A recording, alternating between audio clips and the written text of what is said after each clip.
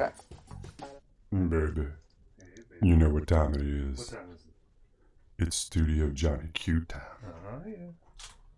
That means it is time to drop your nerd drawers, baby. Oh, yeah.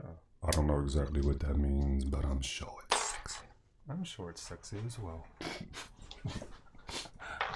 All right. Let me change to a Baby. different. Oh, sorry, Smoothie. I didn't mean to get you all excited again there. Hail and well met, fellow time travelers. Studio Johnny Q here once again. I am Studio Johnny Q. No, I'm Johnny Q. I'm in the studio of Studio Johnny Q. There we go. Now we got it all. We got it all together. We're here once again, and we have Randy, so it's a special edition. And that's what I was thinking of when I was trying to do the intro, and that's why I tripped all over it. It's the addition through distraction edition of Studio Johnny Q with Johnny Q and with Randy. Hey, Randy, how you doing today, brother? Good. How you doing? I'm doing all right. I'm doing okay. All right. So let me here.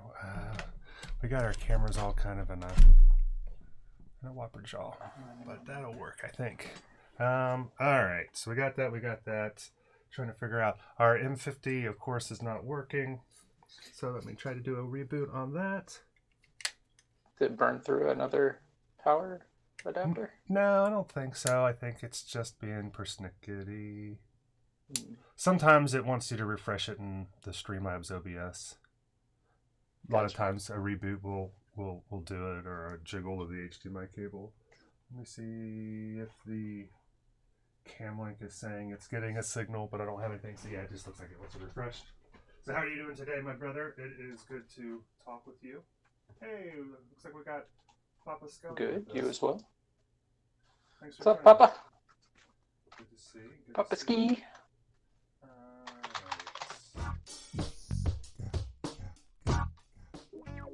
Hitting all the right stuff here. There we go. So let's do something like that. 50. Let's do a quick refresh on that.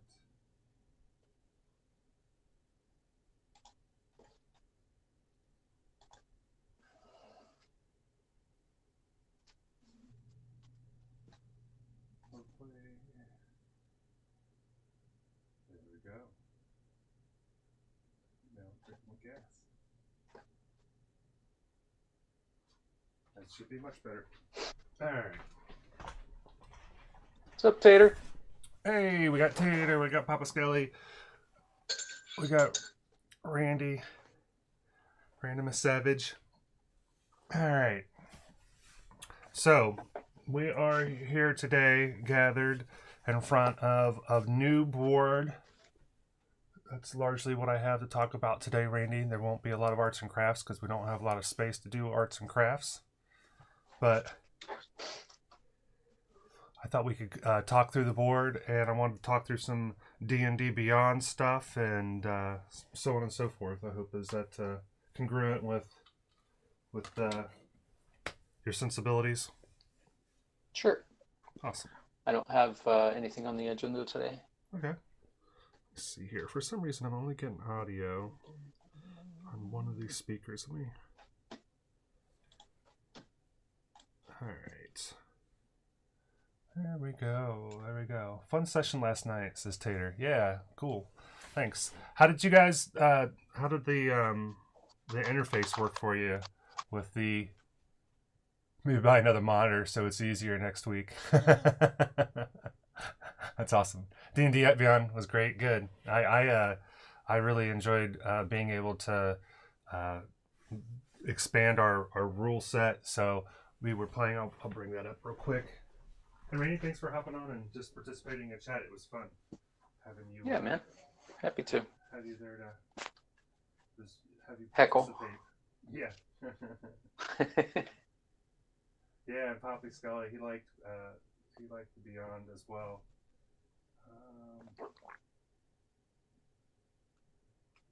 Let's see here. If we open up one of those Beyonds that we have so many browsers.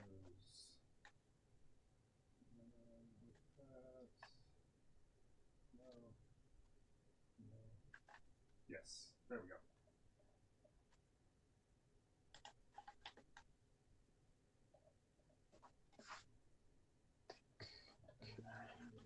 reduce this so I can still see chat.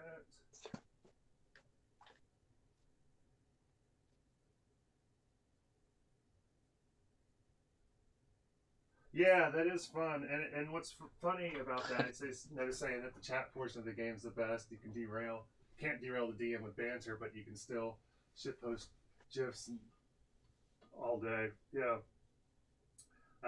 When I was playing the online session, it is fun because it's like you can use that and make your jokes and you're not interrupting anything. And yeah, you can share information, and it is a whole another fun level of venue that you don't get in the real live version of D&D. That is fun, for sure. And it helps keep that, like, while it's not your turn, it still kind of keeps it fun and engaging. Hopefully. Okay, so if I extend this to, yeah, if you shrink this to a certain size, it reformats a little bit. So I want to at least be able to do that. Let me turn off the light here. Yeah, I need to get my character set up on there too. Get used to using it.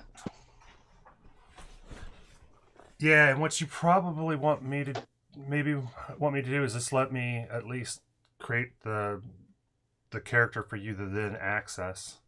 Although, maybe not. Maybe do yours for at least first, if nothing else. And if I can't access it, then we'll rebuild it. Since some of the people were saying that some of the options weren't available to them, so I'm wondering if they were only. I'm the only one since I created the character who was able to change those options, and we want you to have more flexibility than that. So. I'd already started it. I should probably just totally redo it at this point. It's been so long. Yeah. Yeah, and it'd be good just to refamiliarize yourself with all your abilities are. Mm-hmm. All right. Yeah, so we were using this, and I really enjoyed it, and it seemed like everybody was able to get the pluses that they needed. It was like I didn't have to figure that out. It's like you tell me what your pluses are, and so it's good. It's like here looking at Dart, she has, her pluses can be anywhere from +1 to +7. So we definitely weren't getting that range of variety with the previous sessions. It was like basically all your pluses are just one thing, and that can be does lighten the cognitive load. But I thought this worked out well. And then also it lets their, things like their weapons and things like that, and their armor classes and all those things. So, and it's neat too because there are things that you get from like your racial bonuses or your class bonuses that you forget. So this helps. Like on hers in particular, it shows that she has advantage against being frightened when it's a saving throw. So makes it nice and handy. And then if you pull up like any of the information, it give you much more information. Like if we look at her feats and traits, she's got sneak attack, and so here it gives more information on the sneak attack. So that was groovy. Definitely enjoyed that. So I want to try to do a couple of things in here, but we'll work on that after we review the board. But want to see about adding a couple of items and maybe even adding a spell. So since we can't work on the craft board, I'll have that in the second half. Nicholas is good at hitting hard. Sometimes if you only have one job, that's a pretty good job. And polishing wood. Yeah. Oh no, that's just Tater. Working that wood. Sorry. Which one can't you hear? Couldn't hear me. I was too far away from the mic. I was saying if you're only good at one thing, that's a pretty good thing to be good at. And then Randy was making some comments about polishing wood, which may or may not be your character. Might just be you. All right. So yeah, so let me switch to a different screen here. We take a look at our board. Oh. Let's polish her down.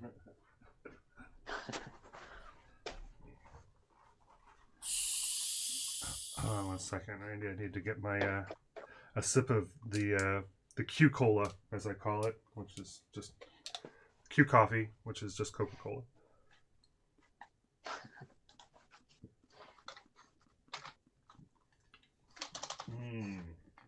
Yeah. Excuse me. Okay. So let's take a look at what we have here with our board. I'm going to move our camera, this camera thing to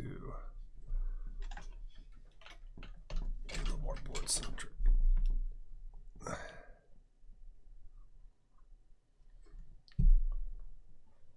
All right.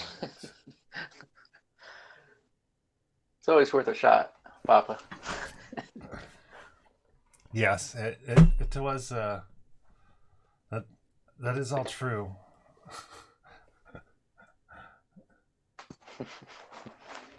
Well, the way I like to believe it was just that there was talk of things which may or may not have actually happened. They didn't actually have to happen. There could just be deceit and trying to lure somebody away. That's how I prefer to think about it. All right, so if we take a look here, well, this one's now going to have my. Oh, we need to give a shout out to the Robda003 for the follow. Appreciate your follow on Twitch. Want to give a shout out there, and then also remind everybody we're doing our Batman giveaway. So let me take a moment to do our due diligence on that. Oh, and maybe we can use our M50 for this portion. For those of us that were watching when we were doing it, we hand painted this Batman. I got him resealed back in the packaging. And this will be a giveaway to somebody who is merely a follower of both Twitch and Instagram. So you just merely have to follow us in both places to qualify. You have until the end of the month. So be there or be square. Oh. Which is this Sunday. Sunday. Yeah, I think Monday is when we're doing at noon is when we'll pick a winner. The full rules are listed in the Instagram. All right. And if we pull over here. So this was the starting area of our characters over here. We were talking about that all this stuff here was what we were calling critical terrain. Isn't that it would be totally impossible to pass it, but that, could be life-ending, and a critical fail on it would be particularly bad. Right now, this is the current situation that we've got going on.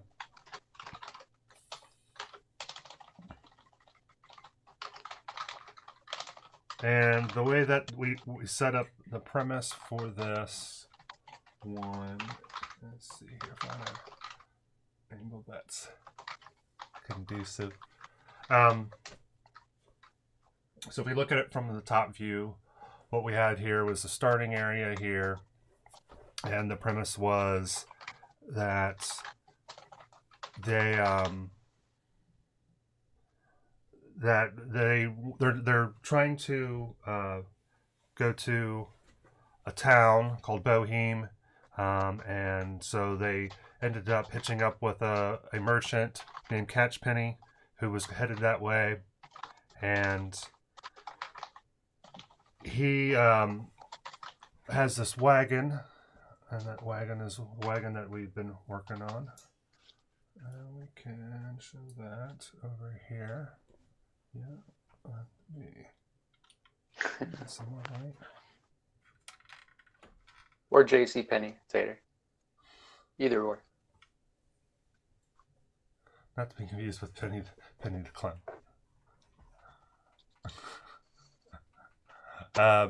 Yeah, so here's our wagon that we've been working on. So they met up with Catchpenny, who is currently on the roof of the wagon.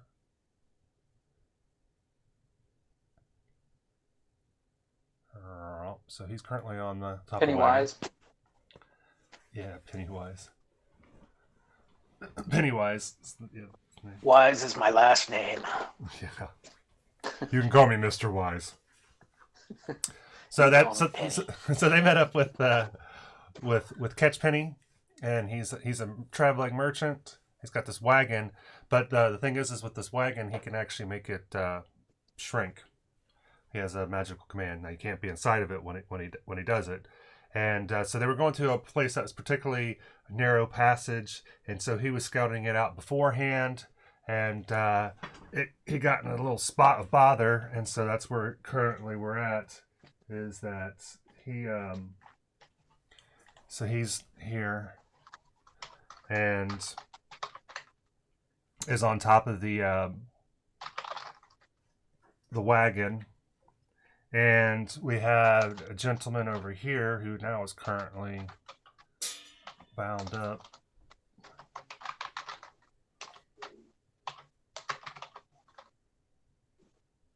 And the same thing, if we take a look from over here, that's who's over here.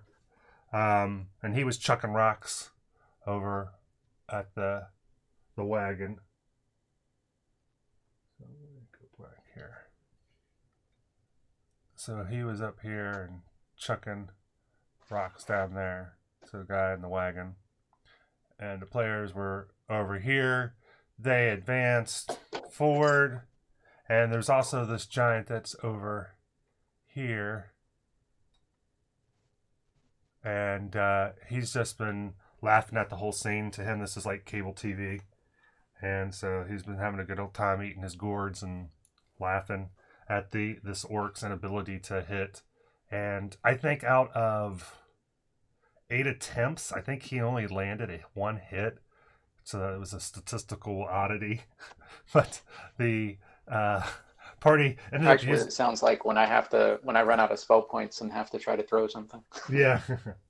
And then it's a statistical guarantee. Statistical certainty.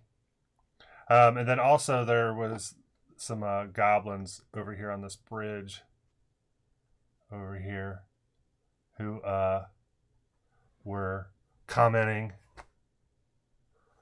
And so the team ended up using that to their benefit, though, that this guy's ineptitude. And we spent a lot of time, just reviewing everybody's characters and stuff, so it was a somewhat abbreviated session, but we still had a couple hours to play. But in that time, the team, they had advanced from their starting area. Let me see here. Yeah, from their starting area all the way up. Dart's pet ended up getting supersized because of when he rolled a critical success, and so it supersized his pet right from the get-go. They advanced up on to this area here, and there were some ladders over here, and everybody got real excited about the ladders, and so everybody was sending their pets to aid and getting the ladders. The ladders came down. Furion, the plant-based druid, he found that the vines here have been responding to him, and so they actually aided him in a couple of moments. And so, like, when he was like climbing up the ladder and stuff, like over here, the vine came over and helped him up the ladder, so he got actually more movement than he normally would have because of it. And so they all came up here, and there was a goblin over here who fell to the sword of a Nicholas Three-Tree, who took umbrage when the goblin attacked Shasta. Furion had his entangle spell that he cast on him, which is like a custom root spell. Have a great day, Papa. Great to see you, brother. Thanks for hopping on, man. Later, bud. So yeah, he got entangled in his entangle spell. And it's cut basically like Tingle. yeah, Tingle spell. it's like Oh. Peter Tingle. It's completely different, but exact same thing. So yeah, it's like basically got a custom root spell. And then we had Dart, who made up her way up over to this side of the tower. And she was whispering sweet nothings to this guy who was not able to throw very successfully. So she was over there, and she ended up convincing him that she was a voice in his own head that was causing him to doubt himself and question his motives in life. And he critical failed on his resistance at her deception. So Nice. he was fully guaranteed that he was starting to lose his marbles, and so he just basically collapsed to the entangle spell. So he's now prone, and he had actually dropped the rock that he was holding onto the to the goblin, the Gerby, over here. And the Gerby, he had these goblins have low hit points, but if they're near allies, they'll take half damage. But since this guy threw the rock at him, he no longer considered him ally. So he ended up taking full damage because of that. When he took partial damage on the rock fall, but then at that point he took full damage from the blow where Nicholas came in. And so that's where we're. Oh, and then also there was some antics where Shasta's supersized pet over here, they, with some new abilities, everybody's level 3 now, so they're legitimate. Some class that are legitimately a level 3 D&D, and so they had some new abilities, some cantrips and some things like that. So he had a dancing light. So we actually got to use the. It's so funny because we talked about it so much, and he picked that was just pretty great. So yeah, he was casting dancing lights over here. So we got an immediate use out of all the spells. That was the first one we got to use, and the goblins on the bridge. They were trying to convince him to dance, to treat it like a dance show. So they're like, dance. And that didn't happen. He resisted that temptation. And he's trying to attack it. He's had a successful hit with realizing that there was no damage to it. So if he's able to successfully hit it again, he'll realize what the ruse is. Also, Furion had done a thing with one of his cantrips where he made the rock that he kept trying to throw these rocks and was unable to hit anything, and he kept trying different targets too, and he couldn't do anything. He couldn't basically just drop a rock on somebody at one point. So Furion made it so that the rock with his mend earth spell was like writing taunts in the rock, which I thought was a nice touch. Oh, and then the other interesting thing that we had has to do with Mr. Catchpenny over here. And he kept rummaging for things in his cart that he thought might be useful. So he was trying to find something, and we basically were had Nicholas Tater was rolling a percentile dice. So two tens to give you a 1 to 100 result. And based on that was the level of effectiveness of the item that was randomly getting drawn. And so he ended up having like a lamp oil that he just took and just tried to chuck at the guy that was throwing rocks at him. But he wasn't able to get very far with that. And he had some caltrops that he found, and he threw down onto the ground. There was a couple of assorted items that he threw that the party hasn't identified yet. And we have all those indicated by the cards here. So as I had the deck that which I really find these handy. And I think I may have picked these up at half price books. but it's all just basically the starting set stuff that you can get in the player's handbook in visual form. And so I've picked up a couple of those from when we got common loot, and I have them sorted into 3 categories of like worthless, some merit, and pretty good. So anyways, there's a few items down here that the party hasn't identified.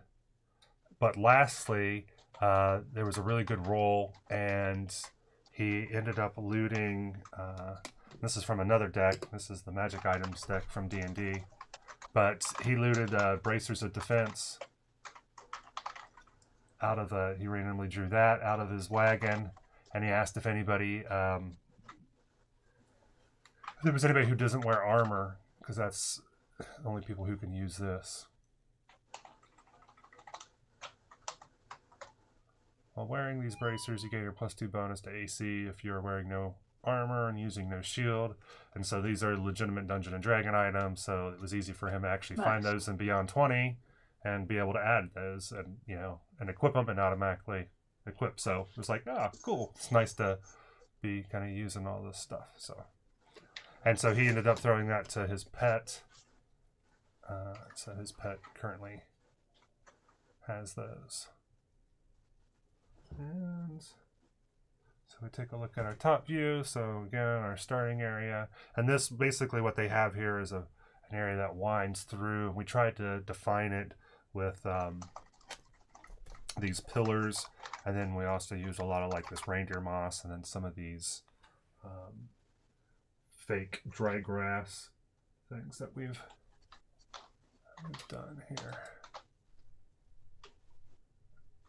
So we try to make sure that we line the path so that it's somewhat identifiable. And then there's 2 main areas. If you look here at the top view, there's 2 main areas where you can go up to elevated areas. So that's one is at this ramp here. I don't know if I can get a shot within 50 at all. That area. 1 second. Let's take a look at that.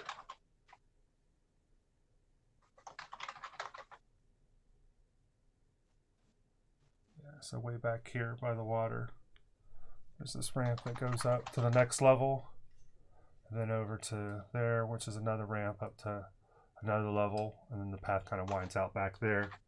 So if we look at that on the, so it's this path that winds through here, up to the next level, to here, up to the next level, and then out. So that's the path that they're looking to try to go through. And yeah, I think that's probably about it. One of the things that I enjoyed about this board, and I do want to take a look, I might just pull out the wagon so we can take a look at the wagon. We have somebody down here. Dart's actually down underneath here. She's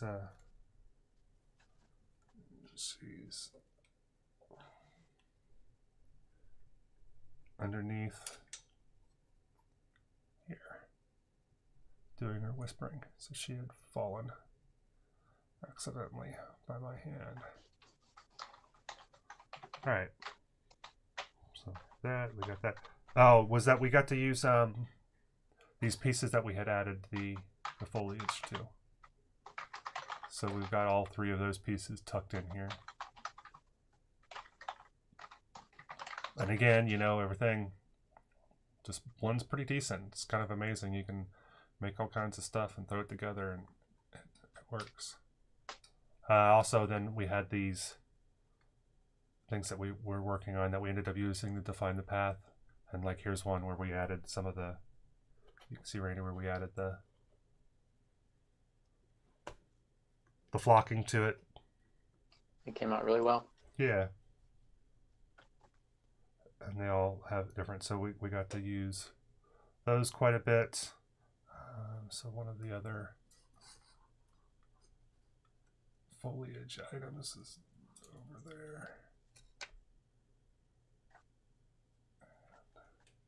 And another one is there.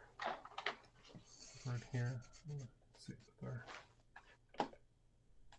it's back in there. So we got to use all those. And maybe I'll see if I can make a quick space. We'll take a look at our wagon. I was pretty pleased with how quickly we were able to put him together. Usually I feel like I tend to overestimate what I'll be able to. I underestimate the amount of time it takes to do something, would be a better way to say what I'm getting ready to try to say. Alright. Let me.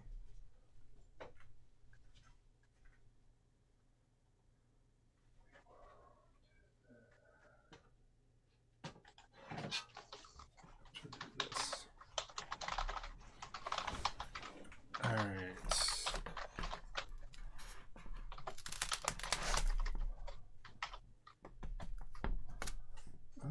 If we do it.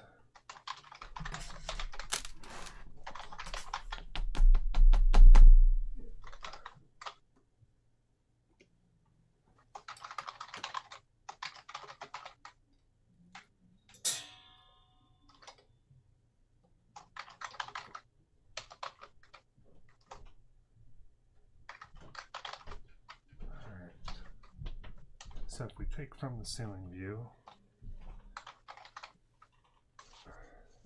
take our wagon, mind the dragon,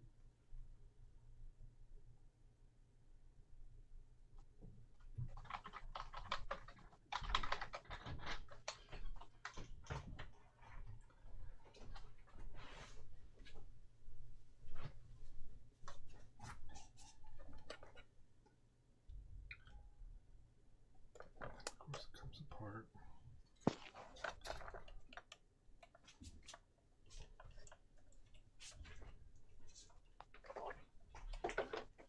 Oops, pulling back the curtain. Get a glimpse beyond the veil there. The inner workings. There we go. All right. Yeah. Don't look at me without my wig.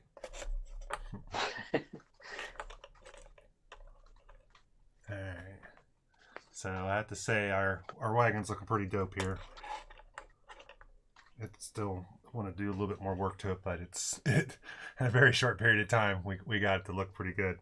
So we ended up using let me see here.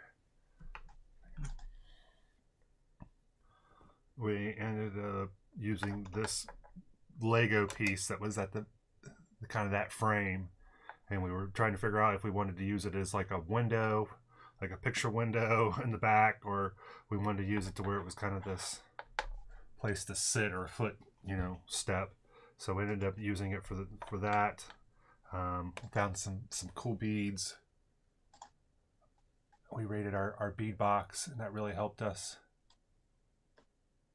Which I was saying, yes, Randy, is that hey, we could become famous by buying some followers. Sweet. Kablock. Kablock. Thank you for that, Mods. You're the best. Not to say rating the bead box sounds like a euphemism. It's like, oh yeah. Back in my day, we didn't have to ask permission to raid the bead box. You just did it. If you had to ask, the answer was no.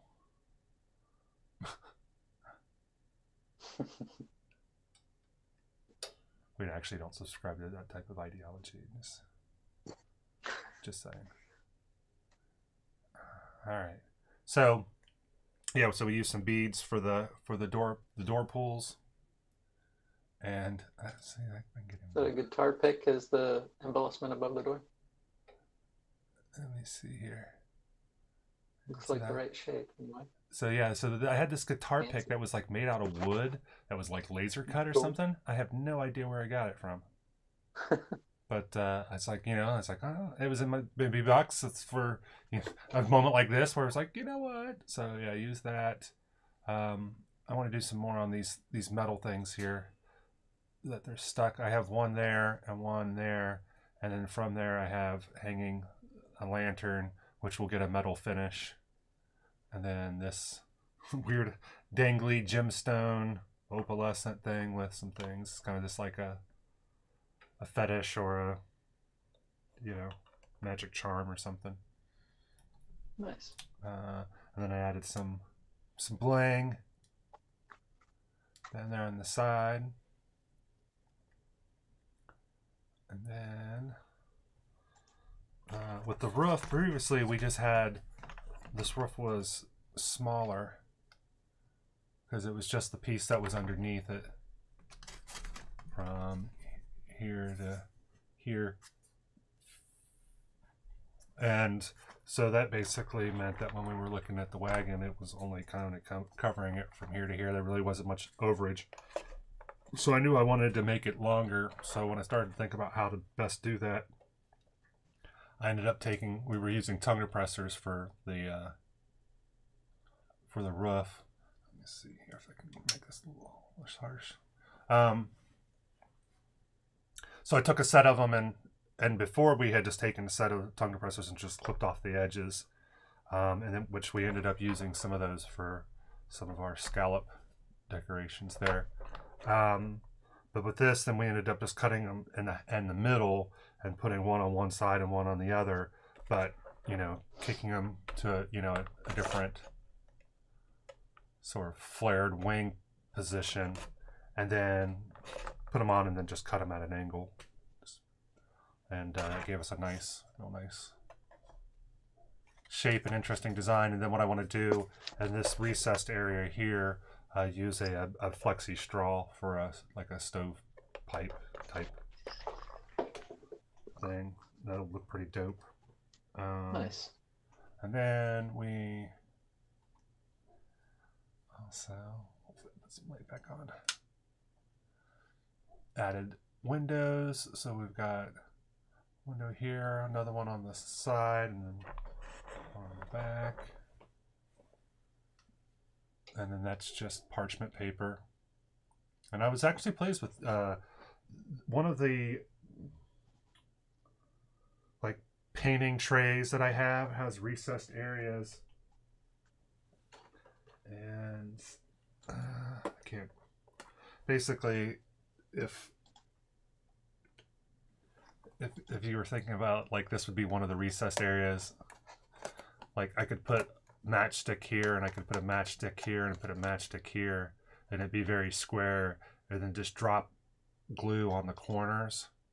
And so I was able to make basically a lot of the frames using that, and help keep it square, and it made it much easier. And then once that got dried, then I ended up kind of doing the same thing, but adding the parchment paper.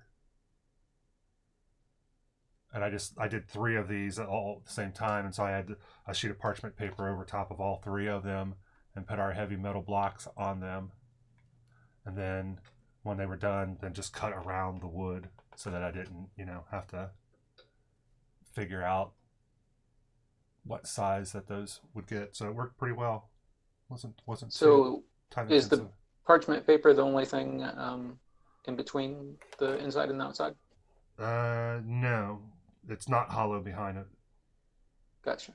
Yeah, and for the sake of time, I just yeah, it's you know, this is all just that red wood. So it's just got parchment and type of it. So yeah, if I was wanting to do some sort of lighting effect, I would have to do something different. I could potentially access it from the inside or something like that, but yeah, it'd be easier to do that later when you have time. Yeah, Just do that and then put a tea light on the inside. There you yeah, go. A flicker tea light. yeah. And then we do have the wheels. Now I didn't compensate for how much smaller the front wheel was, so it does have it's top heavy, which you can kind of compensate a little bit with the thing there. But it does have sort of a lean forward to it, which a little bit I don't mind. I wouldn't like it to be quite as pronounced. But I feel I've seen, you know, a lot of things all the way back from DM Scotty making doors that swing with toothpicks and other things, where I've seen people use straws in an interesting manner. So that's what inspired us to do for our wheel system here, is basically I had some stir straws, like some coffee stir straws, and they happen to be the exact, damn near exact size, not exact, but damn near exact size for our Lego wheels. So basically, these just slide on the outside of the straw. If the straw fits on the inside. When we were kids, there was some sort of construction set that used like straws and little plastic spokes and stuff to connect the straws with, to build stuff with. Yeah, it might have been called like Connects or something like that. Something like that, yeah. But yeah, and it was my grandma had that. Yeah, I think I kind of remember that. So that and Lincoln Logs. Yeah, Lincoln Logs. Erector sets. Remember erector sets were with metal. My father had one. It was a really old one. Yeah. So then the back wheel is one of those Lego wheels that's glued to this wooden beam that I thought was ornamental for. And then I just have temporarily right now these thumbtacks in there, and I don't want them to be final, so it's just some blue tack with those in to hold it. But the wheels do actually go round and round. So that's kind of dope. Pretty dope. So for, I don't know, I had the frame already built, so everything that was red was already done, but to pick that up and to get it to this level of completion is kind of cool. So I have to take some pictures of that and post it on Instagram, because even the partial completed pictures of the wagon were doing good on the grams, so I'll definitely post some photos of that. So yeah, I think that is that. Randy, any questions about the board or anything related to that before I move over to the computer side for the rest of the show, I think? No, I don't think so. I think I'm good. Let me take a look at it again real quick. Yeah. Actually, yeah, I did have a question. The one guy on top there, it's looks like a genie or a djinn or something. Yeah, so that's this guy right here. Yep, that's what's his deal? Yeah, so his deal is everybody has a pet. Their pet's kind of like Damon's and his Dark Materials, where it represents a magical essence, so it's not necessarily an animal, it's more a projection of their magic powers. And so this is what his normally his looks Dark Materials is part of the Golden Compass. Golden Compass, yeah. Yeah, Golden Compass is the first one. His Dark Materials, I think, is the name of the trilogy. So his pet normally looks like this, Shasta's pet, which we call Robin, in tribute to Robin Williams of Aladdin. Nice. So yeah, Bob and Robin. So that's what his pet normally is, but all their pets have the ability to supersize. And so that's the supersized version of that? Yeah, that's a supersized version of his pet. Very nice. Yeah. And then the supersized version of Furian's old Triumph pet, which is over here. It's the Super Saiyan version. The Mega. Kamehameha. Yeah, so that's his normal pet. And then nice. The super size of that. Those figures and they came with those? Yeah. There's the kid and the pet together? Yeah, they all yeah, so you'll have to... Yeah, I'll show you. Let's see here. So this is his pet supersized. That's awesome. Now, are the supersized pets, the figures that you're using for those, were they in any way connected to the others, No. product-wise? No. No, this was just something that I was just like, oh, so cool. I think it was part of Festivus that their pets, that they gave the ability for their pets to get supersized. I think that may have been part of Festivus. Nice. And so this was one that I'd wanted a shambling mound, I think, for another session. So it was like, I get the chance to use this guy more frequently. I was like, that'd be cool. And then the other one, he's just a genie from the D&D set, I think. And then Dart, her realm of magic is animals. So she rolls a d20, and her animal can turn into one of 20 things. So, and this is the tray of what hers can turn into. Oh wow, So that's cool. so that was what hers is. And then their pets have some ability, some custom ability that when they're supersized, like the genie takes crazy amount of damage, but can't do it directly. But can, if causing damage, does it a crazy amount. But I think Shasta takes half damage or something like that. And then I don't remember what Furian's is, but and then her pets, they scale as they get larger. Each one has a separate sort of ability or something it does, but they get better, especially damage wise.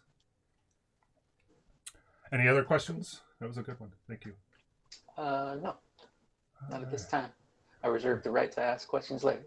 Absolutely. Oh, tell me, you got to play some Borderlands. I had the headache the other night. I've been having really bad headaches. I have one right now, in fact. Yeah, Tater and I were able to get on there and play for a while. Yeah, that's cool. It was good times. Yeah, he told me that you guys had a good session. I showed him. I found a rooftop route to find some hidden chests and stuff within Sanctuary, and oh, nice. I finally found all of the hidden Call to the Vault symbols in Sanctuary. Nice. So I'll have to show you where those are later. Cool. That's solid. Yeah, I'm looking forward to playing again for certain. I was disappointed. It was just like, I got a headache. Yeah, that sucks, bro. And it was just like, maybe I can get better. It's just like, why don't I do myself a favor and let you guys know that I can't do it? That way I don't, worry about it over the next hour. It's no fun playing with a headache. Yeah, and that game in particular, it's fast and furious. Yeah, and the graphics if you're not used to them, it takes a while to get used to them. At least it did for me. Yeah. It's because the graphics are different in that one. The kind of comic book vibe to it. Yeah, it's a combination of 2D, 3D yeah effect going on, and yeah, it can be a little disorienting to begin with. So that's cool. Did find out. It seems to me that in most cases, the best way to sort your gear is you can sort your gear in your inventory by different methods. Mm-hmm. Whether it be by type, so it's separated like different types of weapons or shields or whatever, or alphabetical. There's one for value, so you can sort your backpack by value. Right. And that seems to be pretty good. Yeah. In most cases, that seems to be that's my go-to for deciding what thing is best and quick selling. Yeah. In most cases, that is spot on. That I what I do is I use that as my main place to start, to think of like this probably is this, and then I evaluate it based on my personal preference at that point. If I happen to know anything, like I might put a larger value on having a larger magazine size than it does, or especially depending on the type with the weapon type, or like the zoom. It's like, oh, wait a minute, I really like the zoom. And that's what's kind of hard is you do kind of have to play with them a little bit. But once you do it more, then I think that you start to learn, oh, I like these things. And even Tater was mentioning that that you like the brand name of it is indicative of something. So like of them, each brand has its own special characteristics. Yeah, which is really cool. And yeah, so it's like one of them is like as fast as you pull the trigger, it'll fire. And so there's things like that I think that you can, you may value it more. But I agree that I think that looking at the gold value is the by and far the general best place to start. And I'm doing the same thing and then playing Divinity Original Sin, because you'll sell merchants back and they'll want to sell you your stuff And so it'll be, oh, it's like this is a purple item, but it's like, well, it's an old purple item, you know? So it's like you can't sort it, but just kind of skim and look at the purples anymore. You have to sort it. And so I've been sorting it by value. And yeah, that's a super solid way to do it. And it's good that it seems like the best first step because it does get more complicated. I agree. Yeah, I think it's especially certain items that pull into like additions or bonuses to certain skills that you may or may not have. Yeah. Or may or may not get later down the line. So agreed. Yeah. That all factors in. But I agree that by doing that, it kind of, you can separate out about 80% of the items. Yeah. But just then spend your time looking at those others. And then that's what's nice about the wares system. It's called wares in the original Divinity Sin, when you can flag something as vendor trash, or just sell the vendor. And by able to mark non-favorite or whatever, those items, it does really help, because while you're in there and doing the look and comparison, at that point you can say, I don't like this, so you're not examining the same items over and over, which can be a problem. Yeah, that's the first thing I do. I mark stuff in my inventory before I use the vendor. I'll mark stuff that I know I don't want, that's obvious, and then sell that quickly, and then I can it's easier to sort through your stuff. Yeah, and then I find that if the weapons, my current weapon sets that I'm using, I mark those as my favorites, right? So that's maybe 4 to 6 items tops. And then, the stuff, then I try to evaluate stuff. So once I've evaluated it, then at that point, either it's going to become my new favorite, or I'm going to mark it as something to sell. Or and then I do that for all the things that don't have a status, and then you're easy to know which are the items that are the new items that I just got, because they'll either be a favorite or they'll be sold to the vendor. And so it does make it a lot more manageable. So it's neat that as you're spending a little time in there, you can start to figure out, oh yeah, here's some ways to make this a more manageable. Because and the other thing is too, is that because otherwise you can get just into a spiral of analysis paralysis with this game if you don't. In one way, maybe it's a good tool, because you have to, you can't micromanage everything in this, otherwise you would never complete the game. So maybe it's a good exercise, and you'll get gear so quickly that it helps you to not treat each of those decisions. Those decisions aren't so precious, right? Because it's like you're going to get some fat gear later on. So you could spend an hour figuring out right now which is the better gear, and then but in an hour later you could have spent killing stuff and gotten something better. So yeah, it does make a huge difference though. Once you get up there and you start to get into spots where like this whole area is just robots, so you're going to want a weapon that has corrosion on it, because that just tears through robots really easily. Yeah, that stuff can definitely help. So you want to angle stuff toward that. And also that's kind of where if you have multiple people, you could potentially make sure one person has flames for humans, one person has corrosive for metal, one person has whatever it is, energy for shields or whatever it is. Skag, I think it's called Skag. That's the purple. Like green is corrosion, blue is electric, Skag is purple. And if you Skag somebody, then every other damage type deals more damage if the person is Skagged. I got you. So if one person uses like a Skag grenade, then the whole party is doing more damage. And I think that's tied to Iridium, right? Which is like that alien purple stuff that you can pick up. I think that Skag is like supposed to be like metal slag. Oh yeah, I mean it doesn't really matter gameplay wise, but yeah, I think that's story wise. the case. Story wise, yeah. Tied in like that. Actually, in the middle tree that I'm using that has all the healing stuff for the party, the highest level ability is that I throw a Skag ball out and it damages all enemies around it. That's pretty cool. That would be interesting to see. It's going to be a while before you get there, though. Let me see here. I'm trying to find if I have a figure for scale. Let's see if Hellboy was going to visit the gypsy. So it gives you a scale reference. Yeah, so the door is actually not a bad size. Nice.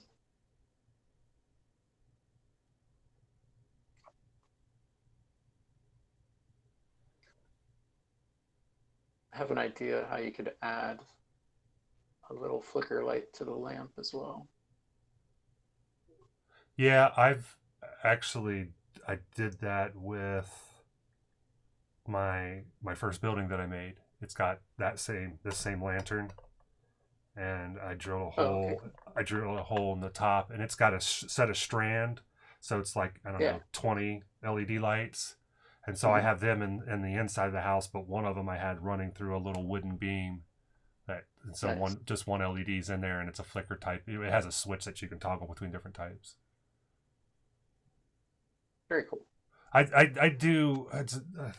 There, Wylock about 3 years ago had a really good episode that I bookmarked and actually just shared it to somebody on one of the Facebook groups that was talking about LED stuff. And he does an amazing job of breaking down what you need to do if you want to do like a battery powered LED, and how to figure out like how strong of a battery you would need, and what, I don't know, what is it, a resistor or something? There's another component I think you almost always need, right? It's probably a resistor. And Usually a resistor. yeah, and how to figure those out, and then how to go to this website to be able to sort through those items to actually get what you need. And so if you look up Wylock and LED, he does a real good job of breaking it down about as simple as. And it's like, either you're going to see that, watch it, and say, yeah, this is something I can do, which you absolutely could. But to anybody who's looking at it, I think if you would see that, you're like, either, yeah, this is something I think I could do now that I know this, and he's broken it down, or it's going to be like, no, that's something that's more than I want to do. But I ended up picking up some LEDs actually that they had on sale somewhere. Because I do one day want There's to. a nice variety of them now, and they've come down so far in cost. You can find all kinds of stuff at the dollar store. They've got there's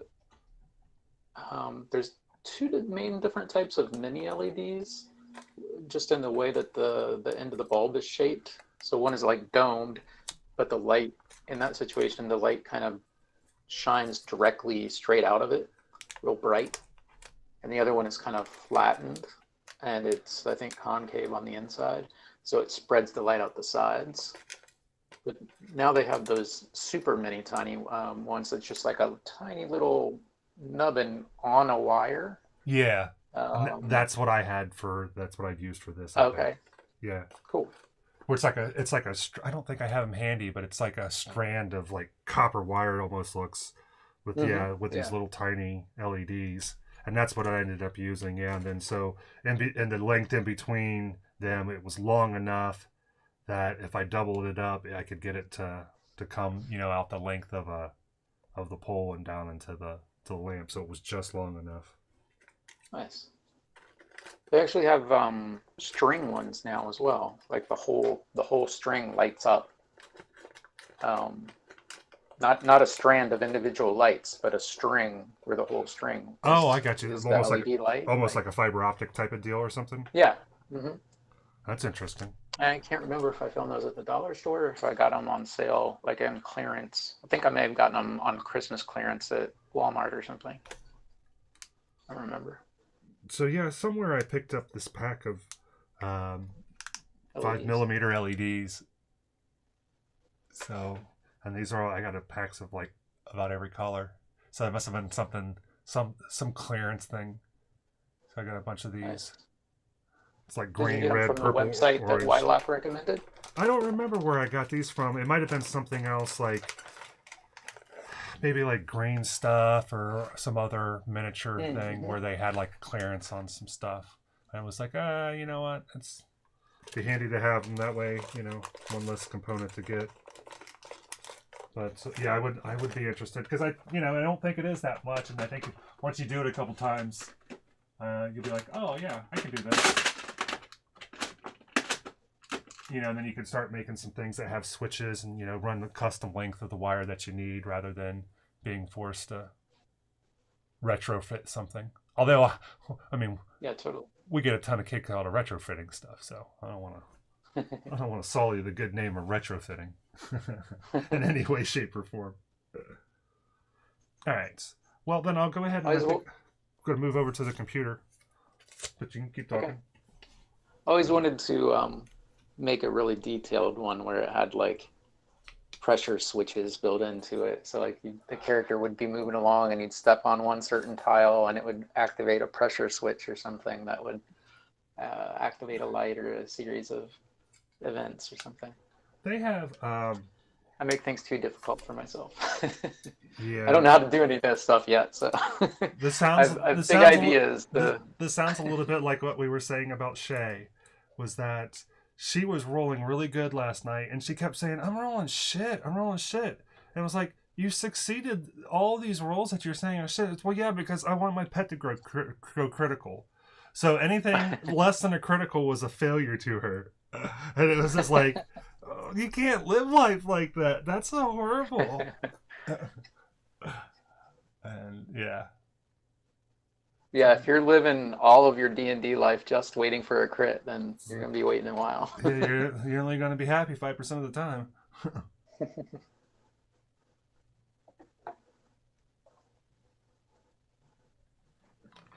There we go. You know that that meme that has like a boyfriend and girlfriend walking down the street, and the boyfriend is looking back like, ooh, at a girl that's past him, and his girlfriend's looking at him like, what the? Okay. You know what I'm talking about? They use it for a lot of different stuff, but I don't know the exact meme, but I'm able to conceive. Okay. There's one that if you saw it, you'd be like, oh yeah, I've seen that one. Okay. They've got that, except they've replaced the girl in the foreground that the guy is looking at with the character in the mask from Borderlands. The psycho? I don't know if it's supposed to be Handsome Jack or what, but he's got the whole mask on. He's like a golden idol. Yeah, hold on one second. Let me switch that. And he's throwing up his fingers like, because it's for Borderlands 3, so he's got 3 fingers out. He's got a staff, a golden staff. Here, let me see if I can.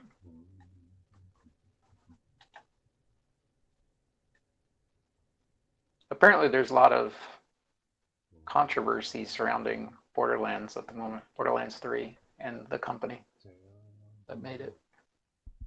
Oh, really? I didn't realize that. What's Can you hear me okay? I don't know entirely. There was some shady dealings going on. Apparently, I'm not sure. Huh. Do your own fact finding. Oops. Yeah. Let me switch the Discord audio. There. It probably sound a little bit better to you, Randy. And then I switched it on the stream as well. So, okay. So I want to work a little bit, I think, on some of the D&D stuff. Since we've got our table is filled with goodness. Let's see here. The table over here is filled with D&D goodness. I love that I get to use the same pieces over and over, and it feels like different boards. Like this doesn't feel like, oh, I've played this board before, even though I've played with all these components a number of times. It's like, oh no, this board still feels like its own unique space to me, so that's cool. Let me see here. You still got to watch your back for that the dragon. The dragon skull with the crown. The dragon on skull it. that you're gonna steal. Yeah, I'm just. I don't know what you're talking about. I'm just saying, one day it may come up missing. Just watch your back. I definitely am gonna have to. I'm just gonna need to buy another one. I did find one. Well, a dragon skull. It doesn't have the crown on it though. Yeah, we'll definitely. But it's otherwise similar. Probably like August, right? So August, you and me, we need to go to that that home store, whatever it is. I can't remember which one it is, At Home or whatever that place is now. Yeah, I think it's called what used to be Garden Ridge. I think it's called At Home now. Yeah, I think it's At Home now. But yeah, we need to go there because it definitely had the best Halloween stuff I've ever seen. You know, most of that stuff is so That's where I janky got and it. chintzy, and yeah, that's because that's where I got that, and I got the dragon breath poison bottle, and I think Yeah, that's I got nice. something else. But yeah, it was just like, man, The these are. throne, is that where you got the throne Oh too? The yeah, yeah, skeleton on. yeah. Yeah, And I actually had that nice. down here. I can show that on camera. Yeah. Yeah, and this was like $25 or something. That's just like, yeah, this is the sticker price. It was $25 for this guy. Yeah, that's awesome. And it's just like, you really don't even need to be repainted. I mean, he's still pretty just dope as is. I was like, that's nuts. So, Now make that into a bobblehead. a bobblehead. Yeah, see, I want to make it into making his eyes light up and steam roll out of him. Yeah. Fog come out of the base of his throne. Yeah, because that's kind of what we did with the vampire thing. You know, I had that. It was a mug. It was a skull mug, and I put gems in the eyes and cut a hole in the mouth of it. And that's the first time when we had fog. Actually, it's fog. It's the only time we've had fog in one of our sessions. It was that. Oh, did you get? You said you were getting the they had a new edition sort of thing for No, the fog machine for the we used company it you on got yours from. yeah, we used it on stream, and I was having a problem. I haven't revisited it yet. I need to. Okay. Yeah, I need to revisit it.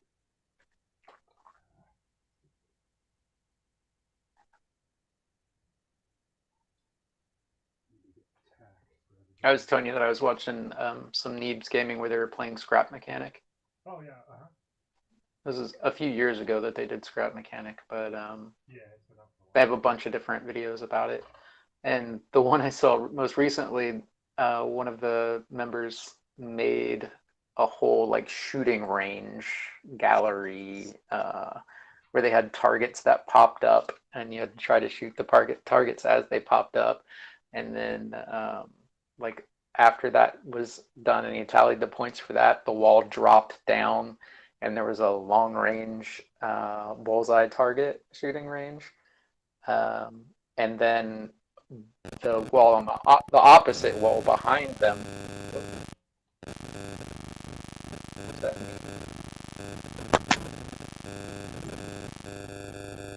Did we lose you, Randy? I'm getting all kinds of crazy static. Hold on.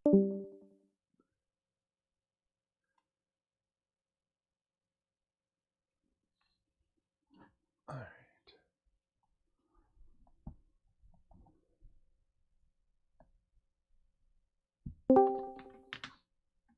No? You all right? Yeah, that was crazy. So all kinds of crazy, weird static and stuff. So they had the long range shooting gallery, and then the wall behind them opened up after that, and it was like a duck pond, and they had a control room where they were hitting buttons, and it would activate a catapult that would throw a duck across the pond, and so they could try to shoot the duck. And then there was a in the pond there was a slot, and he pushed the final button, and a fish jumped up out of the water for him to try to shoot that. It was really well done.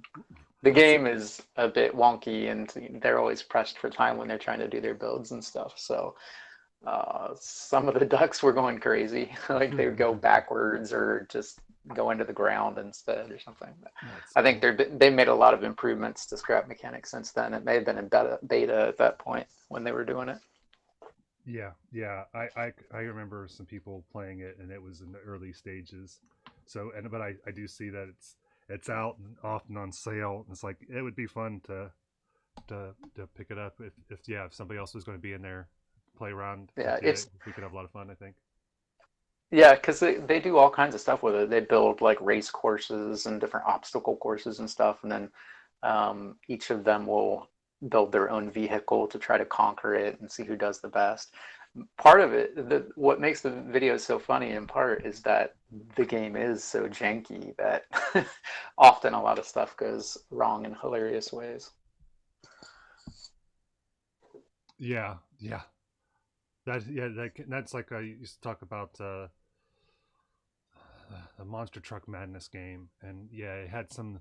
Every once in a while, you get this weirdo physics, and it would just launch you to the moon, and you'd just be in air for like 30 seconds, and you're like, "Where are you?" And it's like, "I'm still waiting to land."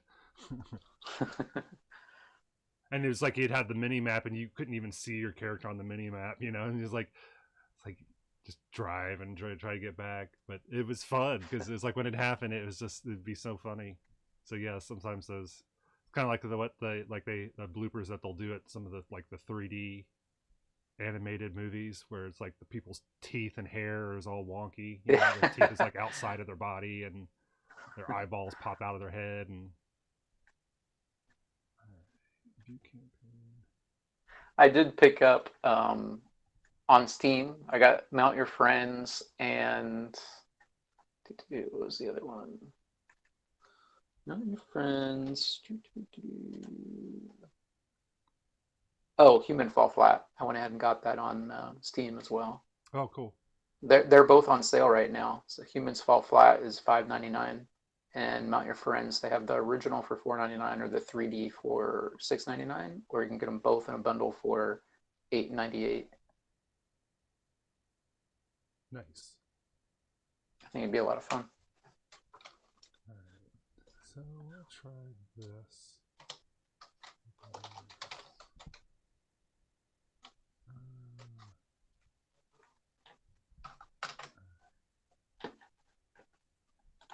I think I may go ahead and purchase those for the studio for you. Oh. The carbon's crapping out on me.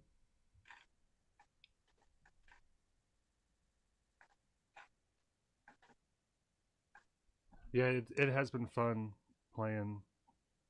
I mean, the only multiplayer playing I've done last several years has been if you and me would hook up on a game somehow, some way, and so it was having more than two people in a game. I haven't done that probably since Warcraft. Yeah. And it's just like, wow. World of Warcraft. Yeah. And that's been a long time.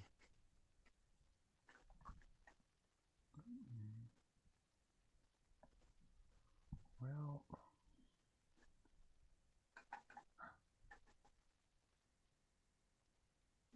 not helpful, Chrome.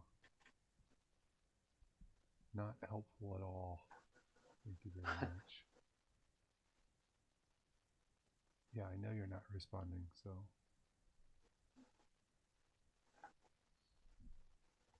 I love that it's smart enough to tell you that it's not responding, but it's not smart enough to do something about it.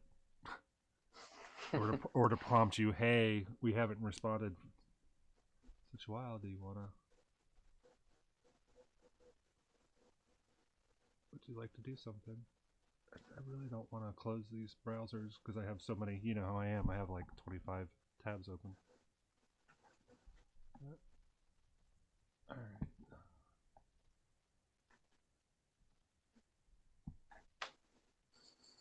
Let us change to a different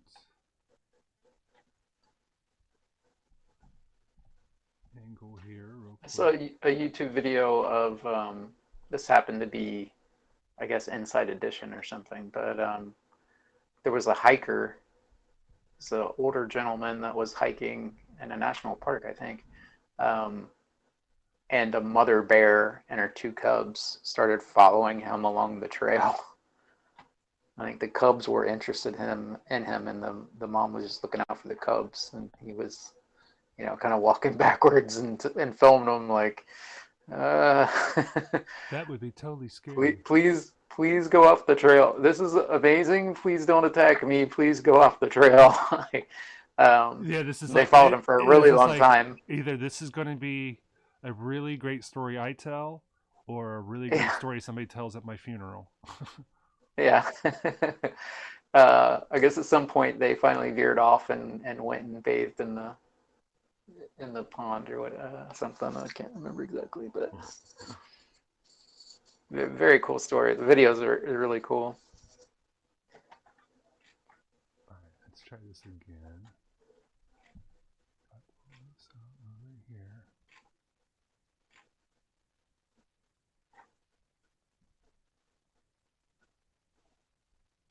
And Tater was saying, yeah, playing multiplayer doesn't happen too much anymore. I think they're still playing like. I think that it depends. Like, if you're like playing like some first-person shooters, shooting games like Call of Duty and stuff like that.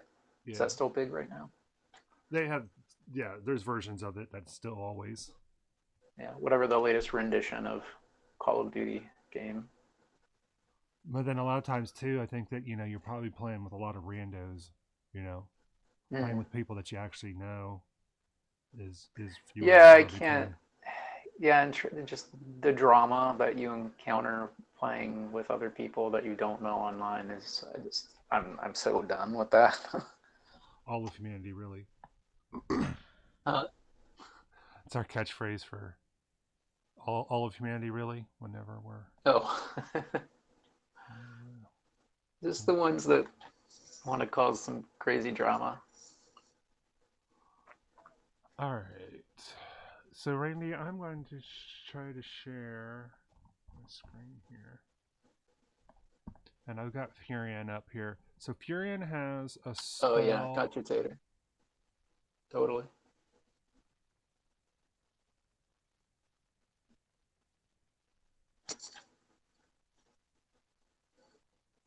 Yeah. Playing co-op is I guess is definitely a total thing. So either you're playing team, if you're playing, against other people, you're doing it in a team aspect. But then if you're just doing something that's straight co-op, I don't get a lot of that. Carrie's brother sent me a text that I really appreciated, found it interesting. It was one sentence. It says, if I like Red Dead Redemption 2, which he just said RD2, if I like RD2 but don't like Fallout 4, is Skyrim something I should pursue? And I'm like, that is so much information in one sentence. And I was like, I said, I applaud the conciseness of your question. Was the first thing that I said in response. But I told him that I'm curious what Tater's opinion will be about this. I said that, give his question again. So what did he ask? His question was, so he was saying, if I like Red Dead Redemption 2 but I don't like Fallout 4, will I like Skyrim? And so I'm pretty certain that Tater's played all three of those. And I told him that that Skyrim is older, right? I mean, yeah. Do they have a new version of Skyrim? There's always a version of Skyrim out. Yeah. Okay. And I just got one for the PlayStation, and I haven't.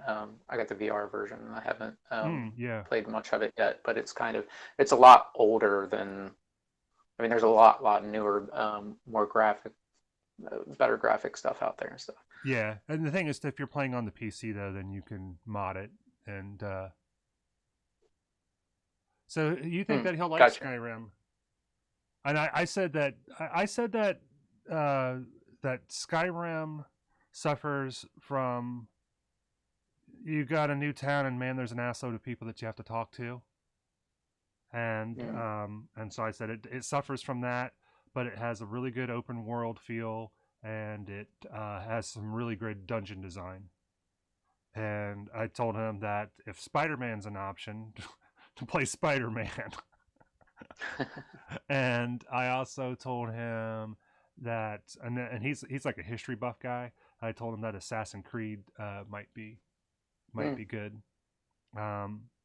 because you get to, it's all the Assassin's Creed games have really good open worlds, and they tend to put you in real life historically important locations. So, climbing, the top of some of these places, historical monuments and stuff is pretty baller. And it deals a lot with like historical events and things like that. And then each one deals with a different thing. So like, one of them is Civil War, American Civil War. One of them is, Leonardo da Vinci era Italy. One of them is, Greece. One of them is, I think the newest one is Vikings. So I think that he could, but it was hard. It's like, what is the, and so why Tater, why would you think that if he liked, because you don't like Red Dead, but you love Fallout, so then therefore he'll like Skyrim is what you thought. Have you played Fallout, JB? Yeah. I played I a little bit of 3 on my Xbox 360, and then the only one I've played of Fallout so far was like Fallout Shelter or whatever. It's that's just a mobile different app one. Yeah, that's totally different. But yeah, and I played a lot of Fallout 4 when I got the PS4, and I've had some good times in that. It's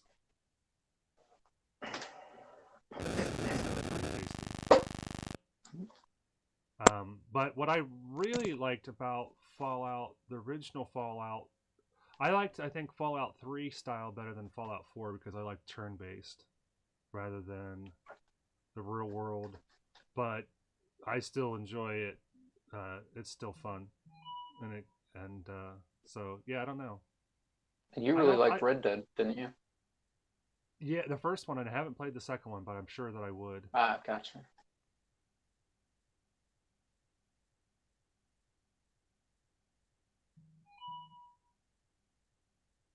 So yeah, based on the area, yeah, because I was wondering, like, if maybe the thing that he didn't like about the two of them, that maybe based on what I remember about Red Dead, it seemed like it focused more on open world rather than you come into a new town and now there's 100 people that you have to talk to, and a lot of them are going to say something that doesn't really even pertain to anything. Some of them are going to be merchants, and some of them are going to be side quests, and I think there's a lot of spoof YouTube videos about tongue-in-cheek complaints about like what it is really like to play Red Dead Redemption, and it has to do with NPC dynamics of how they're like, somebody will come up to you, you're just trying to mind your own business, and all of a sudden they'll act like you're trying to kill them, and then you end up like accidentally shooting them, and then somebody witnesses you and calls you a murderer, and you're like, I was trying to help them. That's funny. I could see them doing some really good stuff with that. Yeah, that's good. That's really funny. Entangle.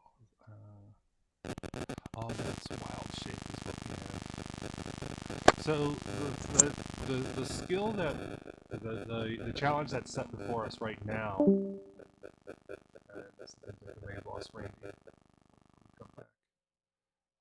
Is that I want to do a druid.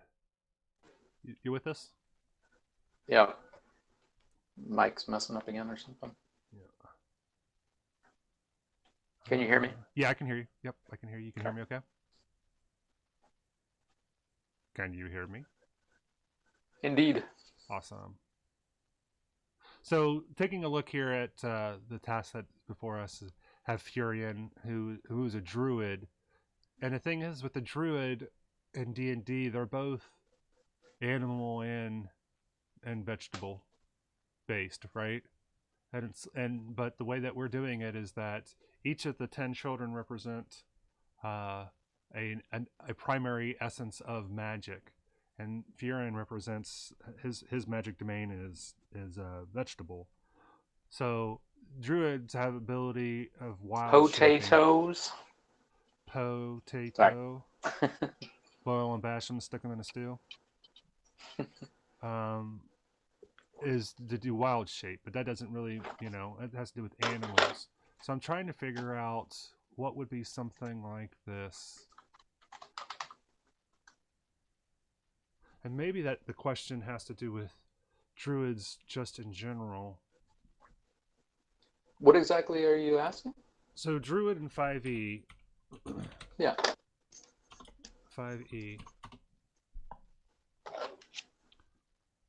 If we look at Oh, do they? I want to say how did that it, there's you get to choose between whether they can affect animals or plants, but maybe I'm totally making that up. yeah, so you get, Maybe it's just certain spells. yeah, at second level they get wild shape and they can choose their druidic circle. And their druidic circle changes, you know, a little bit of their thing, but they always have wild shape. So at wild shape, starting at second level, you can use your action to magically assume the shape of a beast that you've seen before. So this is the primary thing with druids, is that they can take on these other beast forms. And so I don't want him to be able to take on a beast form. I want him to do something that's more animal based. But this is such a primary ability of the druid that I can't just totally say, well, Animal or plant? I mean, I want it to be some sort of plant variation of this. Okay, I'm So, thinking there is definitely something in there to pull from for this, but because the way that this works in 5e is that, like, say that he wanted to do this, he could turn into a crocodile. And then he has the hit points of whatever the hit points of the crocodile is. And then once those hit points are expended, he goes back to being human form at whatever his last set hit points were. So if he was at max hit points, say he had 35 hit points, he goes into crocodile form. Crocodile has 30 hit points. He loses those 30 hit points. He's back at 35 in his human form. So that's kind of, and then you, while you're in that form, you have the ability to do whatever that thing can do. Like, if it could fly, or if it was a spider, it could walk on walls, or different animals will have different just built-in features sets that they can do.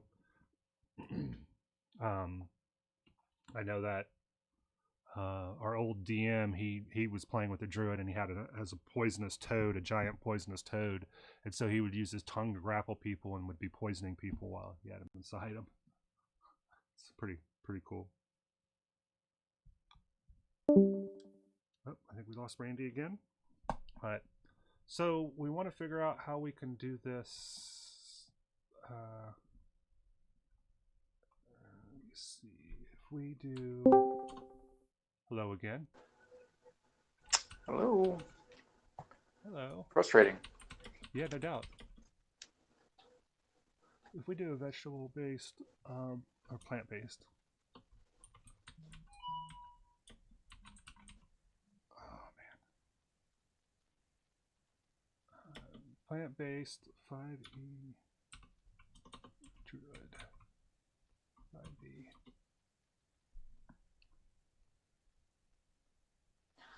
There is some spell that I think allows you to travel by plant or something like that, as if you're teleporting, but So there's a circle of plants.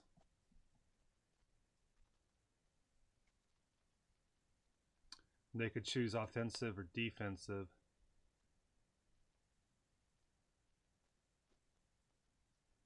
Yeah.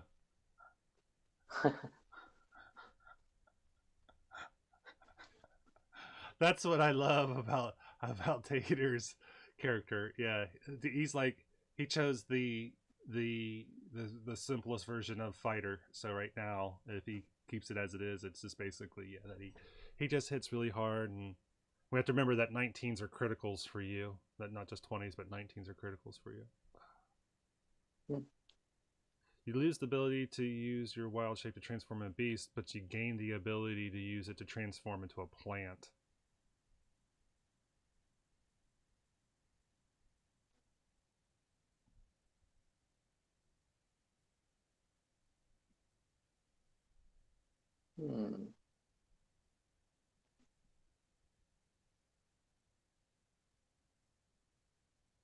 Yeah.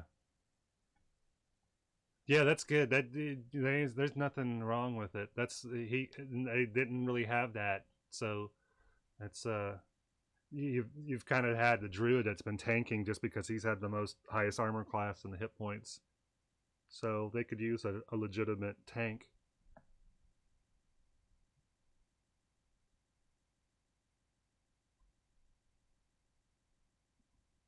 All right. So it looks like what this is saying is that. So what plants could you turn into? Grant you the ability to transform into plants. At level 2, you use the ability.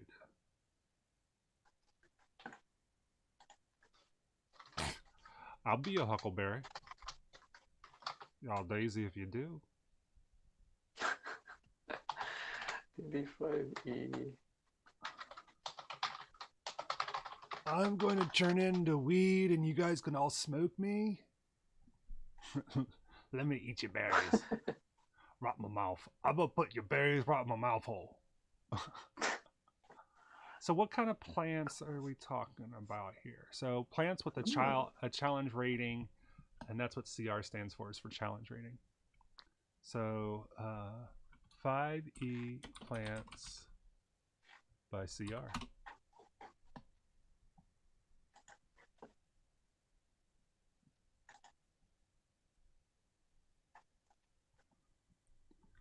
So this was saying everything. Well, their sorting system is weird. It's putting 10 in front of 2, so it's not treating. It's treating this as an alpha column, not a numeric column. But lame. Sorry. All right. So basically, anything here.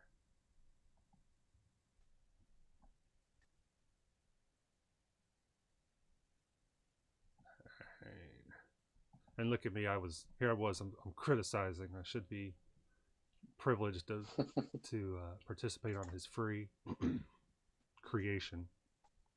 Here I'm just throwing criticisms. But these would be the things that, in theory, he would be able to transform into. So, a Bulbasaur, a Kelpie, that's cool. So they could transform into any of those things? In theory, yeah.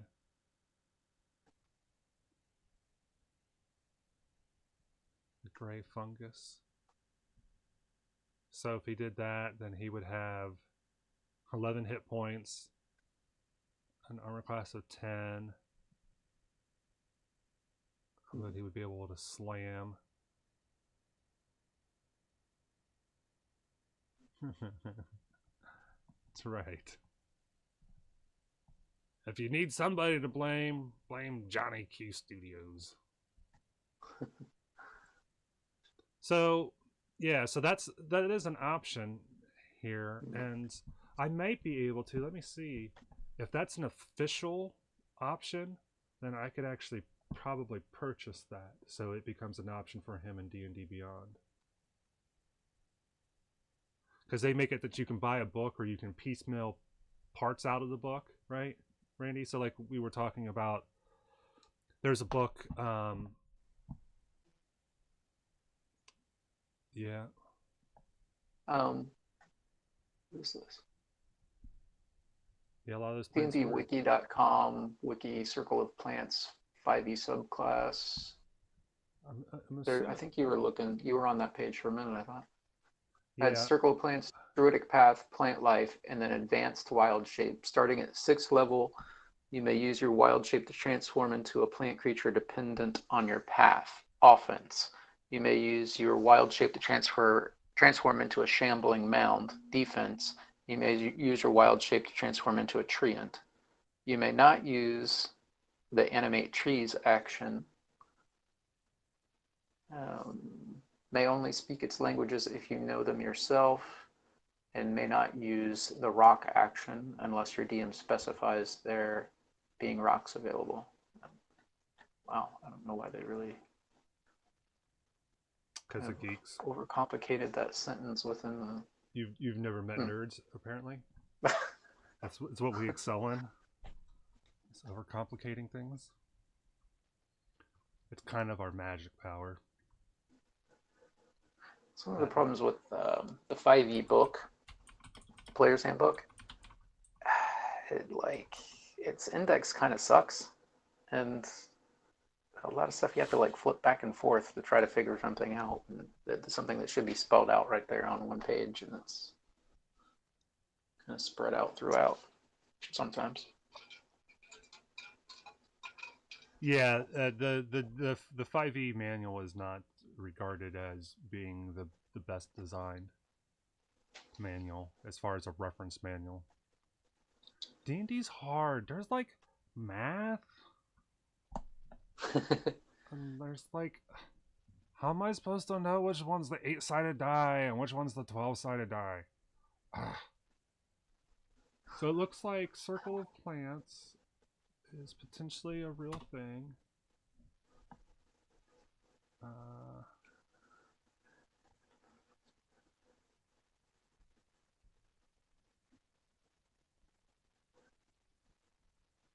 Maybe.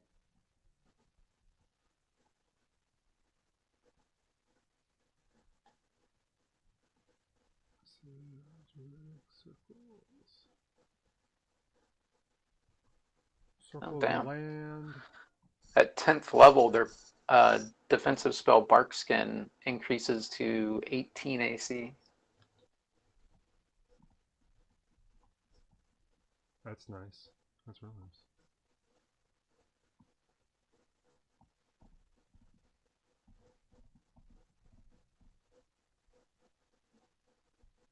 Alright, so there's Circle of the Land, there's Circle of the Moon.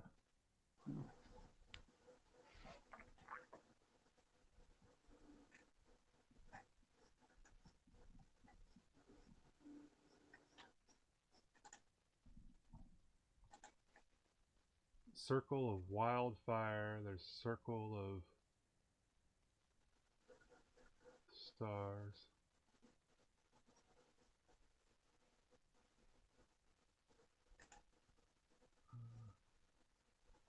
See, I thought that there was some... Let's see, I'm not sure on the site how we go about finding the marketplace store. Yeah, because see, if we go here, right, Randy? Then we go to sources. So if you look at here, all the sources, these are the things that, you know, you can potentially have access to, right? So the Dungeon Master's Guide, the Player's Handbook, Monster Manual, but like this Mordecai Tomes of Foes, this has some stuff in it that would have been new subclasses and things like that. Volo's Guide to Monsters, the same thing. Xanathar's Guide to Everything. So there's maybe one of these that has the Circle of Plants. If it's legitimate, it would have came from one of these. So if that's the case... Also, this is homebrew. 5e homebrew. So we could potentially, it basically applies, but as it applies, it just applies to plants instead of it applies to animals. And there's a list of things that he could become. Let's see if there's other druidic circles. Druidic circles.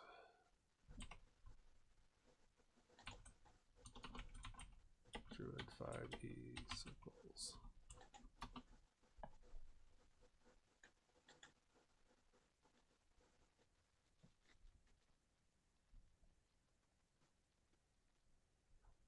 This is one of those ones where it's like, we're going to tell you this is bad and useless. What's Guide to Everything? So the Circle of Dreams was added. Circle of the Land.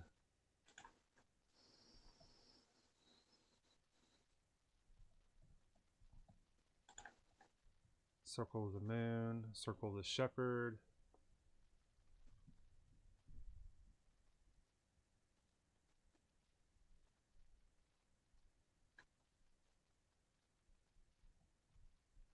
Circle of Spores.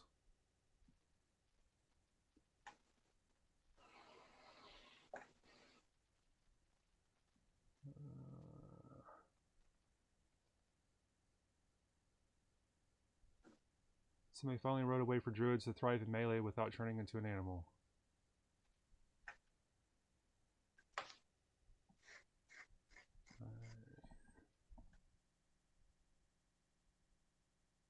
What's GGTR?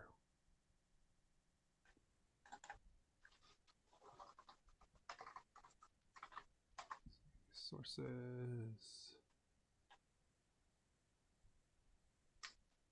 Guildmaster's Guide. Guildmaster's Guide to Ravnica. Yeah. Ravnica.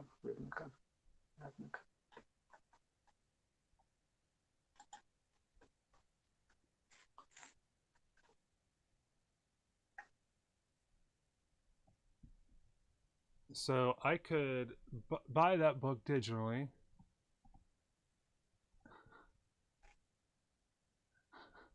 Get Gunner girls. I don't know what that means, but it makes me laugh. If you can elaborate on get her Gunner girls. I'm not sure what that's a reference to, but it makes me laugh. But then you also should be able to purchase like just this item.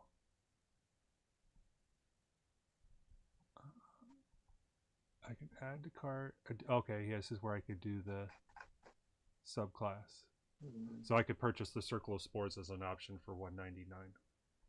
Or something along those lines, Randy, if we can find. Does that make sense? Gotcha. And then the thing is, if you piecemealed something enough to where you bought the book, then you get the Hold entire on. book.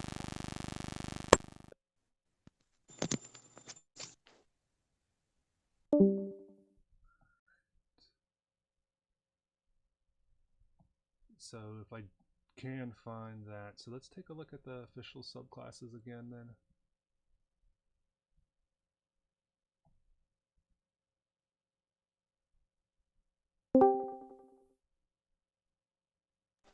Can you hear me? Yeah. Taylor Alright. said for your birthday he's going to get you a mic.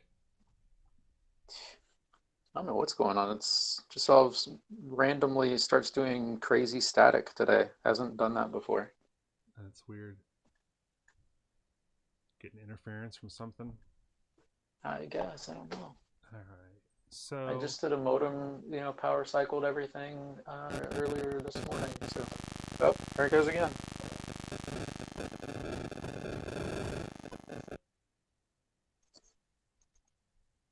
Can you hear me? I can hear you. Yeah, you're sounding fine to me. None of that's coming through to me. Okay. I must be getting a short in the cord then.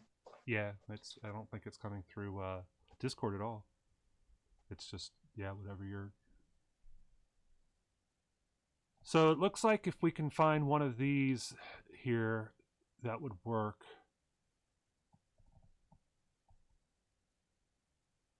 It is coming through Twitch. The interference is coming through Twitch.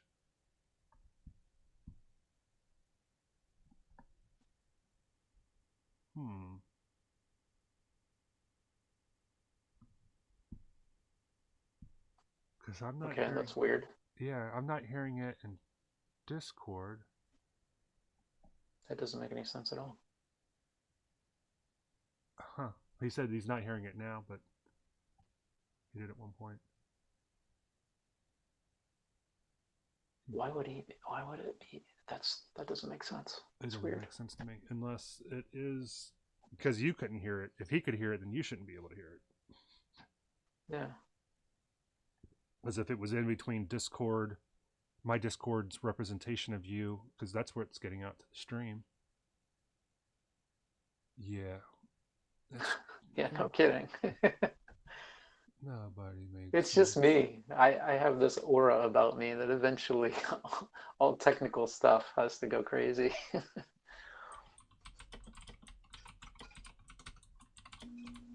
All right.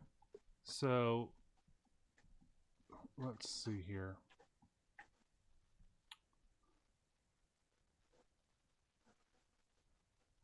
Circle of Dreams. So that they Just can't have nice things. they take a dump on that. If you want to emphasize your spell casting, then you go with land. And then I think that's what we did with him, is that he was right now he's Circle of the Land. Okay. but I mean, it's still, his wild shape is still, this doesn't affect his wild shape at all. Circle of the Moon allows a druid to use the wild shape as combat form. This is the one where it's really fun. This is one where you really, it makes it easier for you to use this. Shape shifting. Yeah, and I think you're able to take some better forms sooner if you take this circle. But even without that, if we do,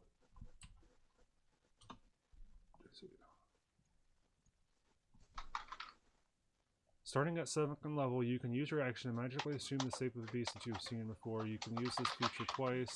You regain expended uses when you finish a short rest. Druid level determines the beast you can do. Blah, blah, blah. You can do that. You can stay in beast shape for a number of hours equal to half your druid level, rounded down, then you revert.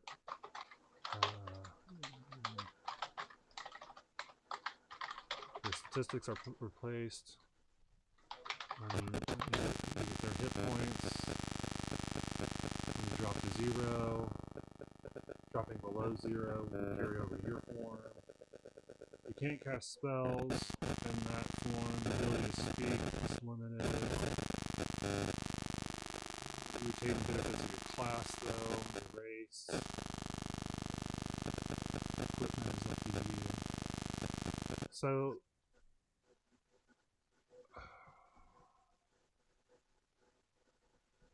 So yes, I still have to then figure out, no matter even if I found a different circle for him, it still isn't going to change wild shape. Unless there's just a whole another class.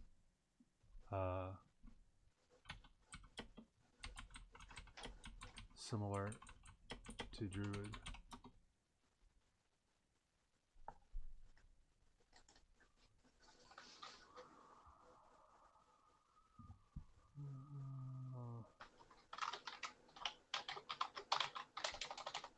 Circle the Shepherd. Summon their party, summon more powerful creatures.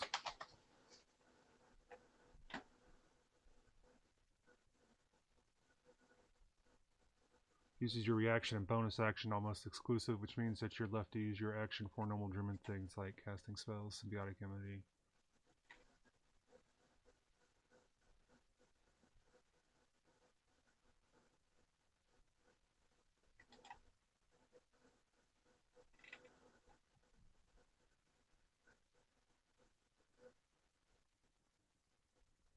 Symbiotic immunity, circle of spores.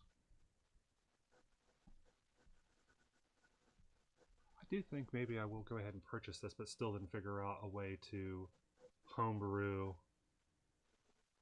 his wild shape.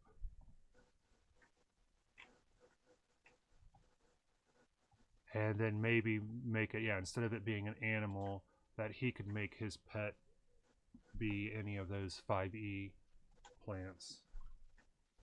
And let me see if we look here and do plant.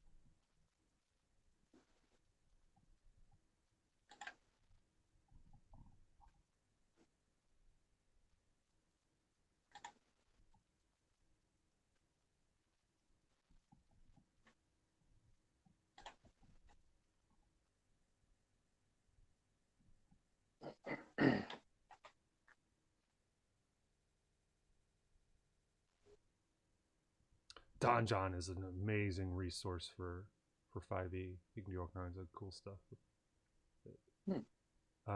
You can generate maps with it. Random dungeon generator. You can say, I Nice. want to do a dungeon. I want to have it be this party. I want it to be this kind of size. I want it to be doors. I don't want it to be doors. I want it to be indoors. I want it to be outdoors. You can say I want it to be huge. I want the doors to be standard. There's some dead ends, no dead ends. Now the room size. So you want huge rooms. So actually maybe I want the dungeon to be huge, but I want the rooms Want the dungeon to be large. small, but the rooms to be huge. All right, so it's just one room. It's just a one-room dungeon, one really big one. Once you do that, and then you say It's construct. just a TARDIS dungeon. Yeah, and then it'll make randomly generate thing, and then it actually tells you what's in it, in the wandering monsters. Tells you what page of the monster manual that they're in, what the CR rating is for them. Pretty dope. Looked like it said infesting dungeon. What was processing? All right. So this I like that one, kind of stuff. we are Like gonna when they add funny sort- stuff in to take advantage of the loading times to add some funny stuff in.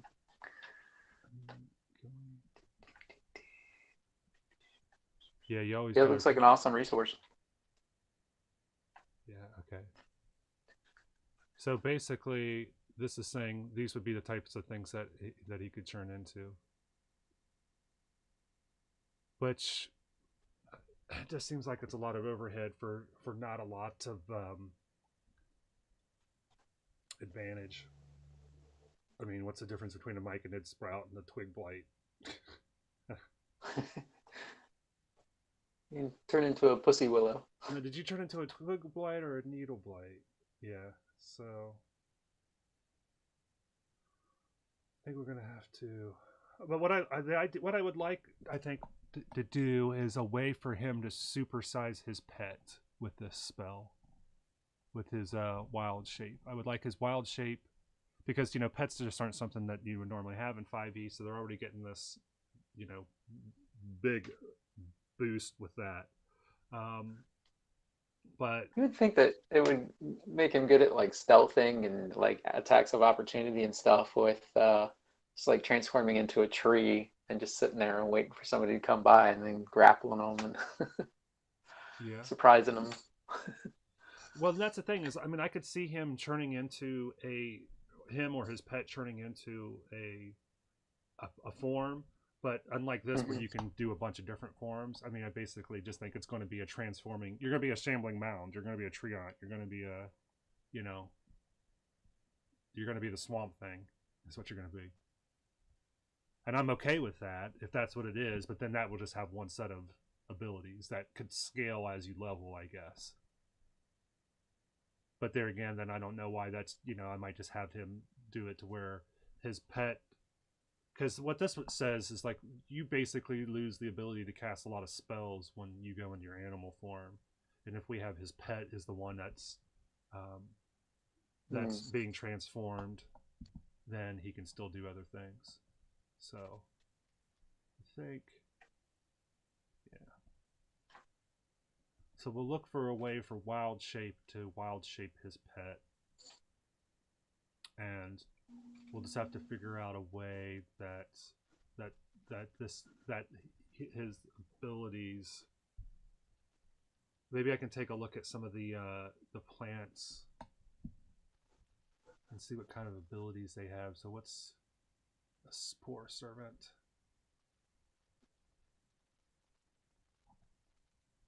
Alright, that was not helpful.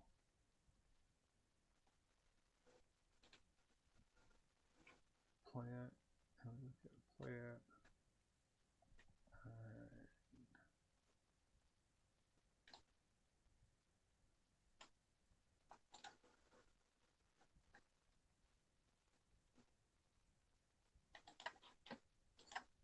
Violet fungus. So it's immune to being blind. It's immune to being deafened. It's immune to being frightened. It's got blind sight.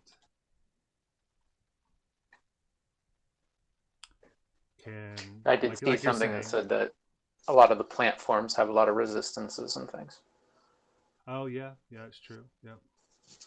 And like you were saying, false appearance, while it remains motionless, it's indistinguishable from ordinary fungus. Nice. It's got a rotting touch attack.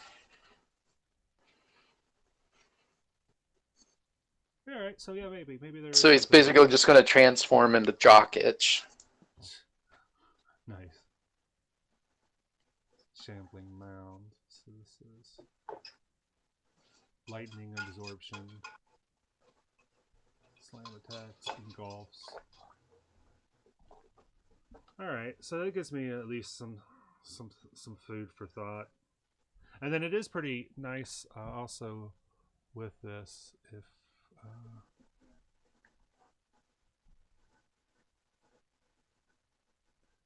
you do the equipment. And so like action, he should have a shield here. There's equipment. Yeah, so he has a shield here. And if I wanted to tweak this, you can just go in the customization and you can tweak it.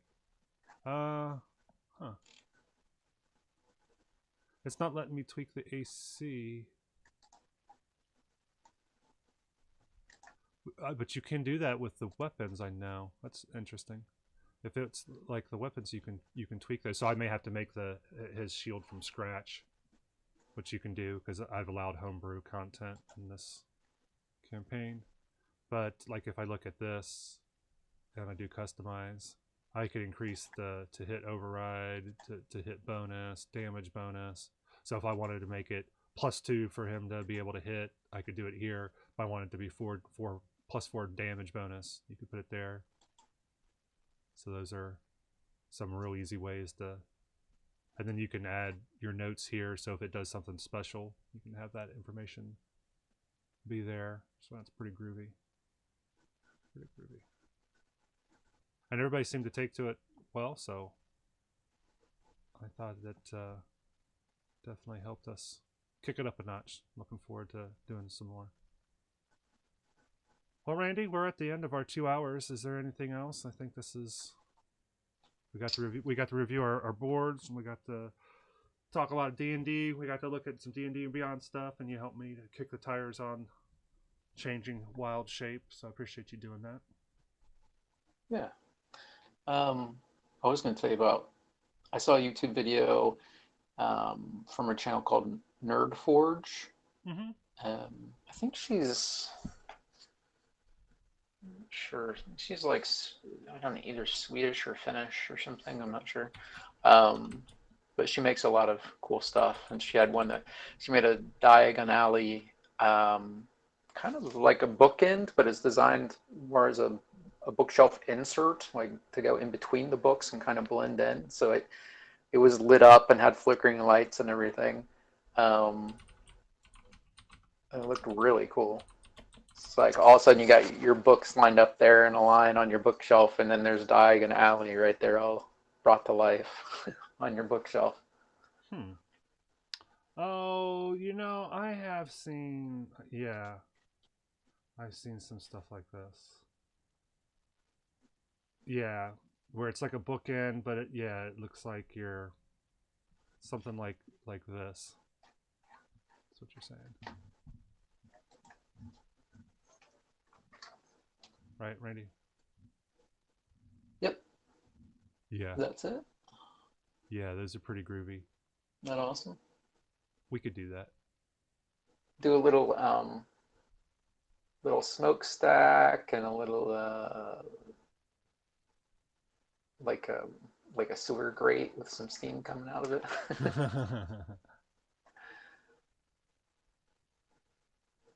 That's cool. Have a levitating pot and book or something in one of the windows. Oh, that's cool. So it looks like they haven't actually added any classes than the ones that they started with. So none of the books they've only added subclasses. They haven't actually altered the original classes. So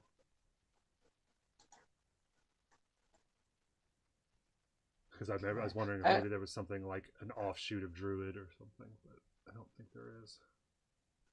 I am going to go ahead and get the studio, Human Fall Flat and Mount Your Friends bundle. Then you and I can mess around with them and see if we think that the others would like to play those or not. Okay. And nothing else that'd be something be easy for us we could stream as well. Yeah. Could look into doing that a little bit more, streaming actually some games. Since we're It'd be fun. totally equipped to be able to do it. why are we not, right? And especially Rocksmith, I want to try to figure out how I can multiplayer Rocksmith Oh, wow. over the internet. I'm pretty certain that that is a thing. Let me double check that. Let's see. Because I know that you can multiplayer, you know, we did that where I was playing guitar, you were playing bass, or vice versa. Multiplayer Rocksmith.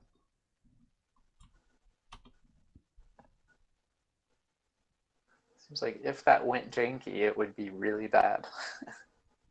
So this is an article. How does Rocksmith's 2014 multiplayer work? Brilliantly. Huh. So they really liked it. That was back. Well, that was back in 2014. So hopefully with the multiplayer online or multiplayer local? So Rocksmith multiplayer gives you a variety of blah, blah, blah, blah. Oh, did you watch the that music video No, I from didn't. Good Mythical Morning with the God, that glow in the dark paint face paint is so cool in that video. Multiplayer online. Let me see how that.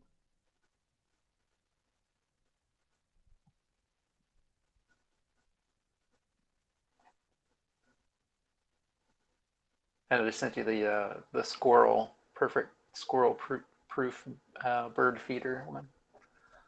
It's a good video. It's real funny. It did look.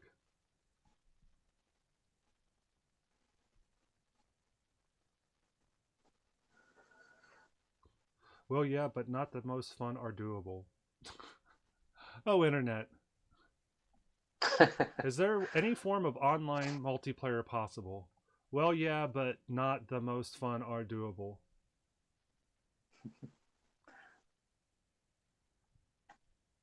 He might speak seven languages, and English might not be his first, second, or third. So this is actually saying that, yeah, they're saying no. That if you're in person, yes, but this is saying no. But this was from 2 years ago. And he may have to poop real bad. Real bad. Multiplayer gameplay, Rocksmith. 2 players that can play at the same time on one PC.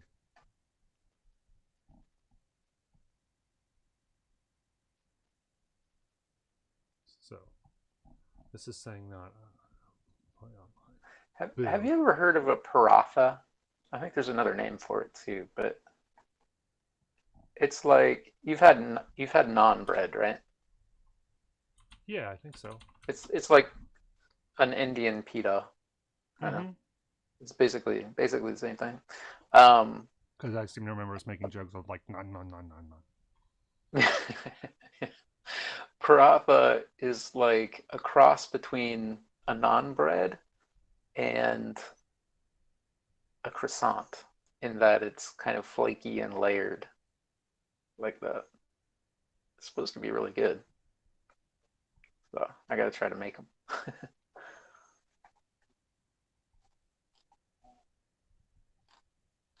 That sounds good.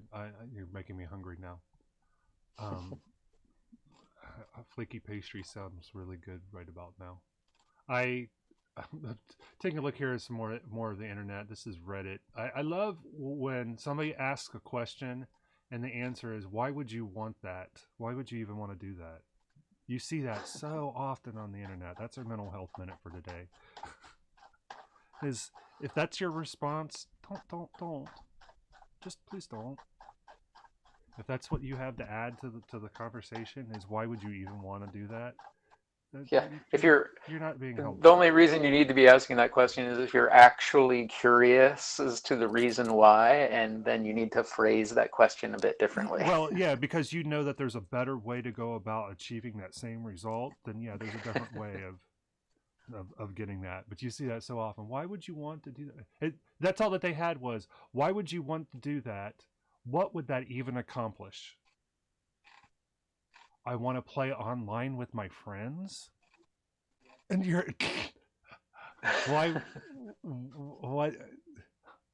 What would that even accomplish? It would make me feel better about myself. What does that even mean? I don't even... Friends?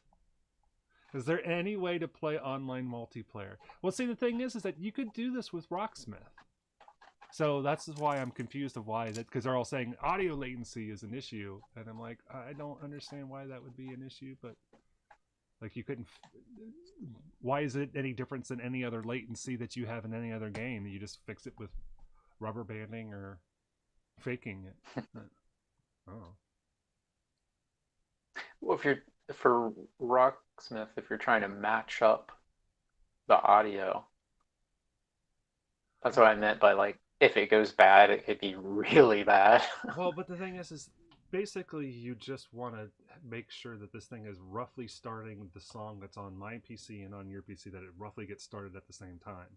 And then you're not syncing it. It's not like you're streaming from my session, right? It's that it's just triggering both of our sessions to play, and it's just going to tell me what notes that you're playing, and it's going to tell you what notes I'm playing. And if there's any lag, then either it just doesn't play the note, or it just approximates the note that it thinks that we were going to be playing. You know, just like it does. You know, it's like rubber banding in a first-person shooter game, right? Where a person's someplace and you go to shoot them, but they're not really there because the computer was going to put them there, but it caught up with where they actually were, and now they're someplace else. It's that type of thing.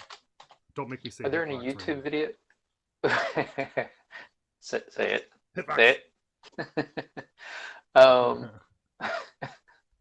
there any YouTube videos of people playing it? No, I don't think so. And what would that even accomplish? Why would you want to do that? That's what I do. Why would you even want to do that? Carrie's thing that drives her nuts right now is in commercials. She says, you hear this all the time, and now I'm starting to hear it, and since she's mentioned it, is that commercials like to say, now more than ever. And it's just like... I hate it when stuff says, like, the best movie of the year. It's like, it's the 1st of January. Yeah. What? Really? You got to celebrate what you can celebrate, I suppose. just claims. Unsubstantiated claims I hate. Advertising in general, pretty much.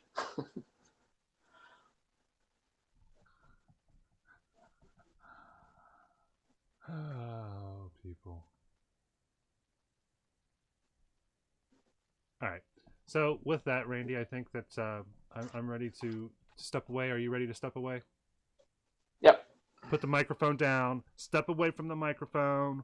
Walk back gently. Nobody needs to be hurt. We can end this peacefully. Tater says never. Never surrender!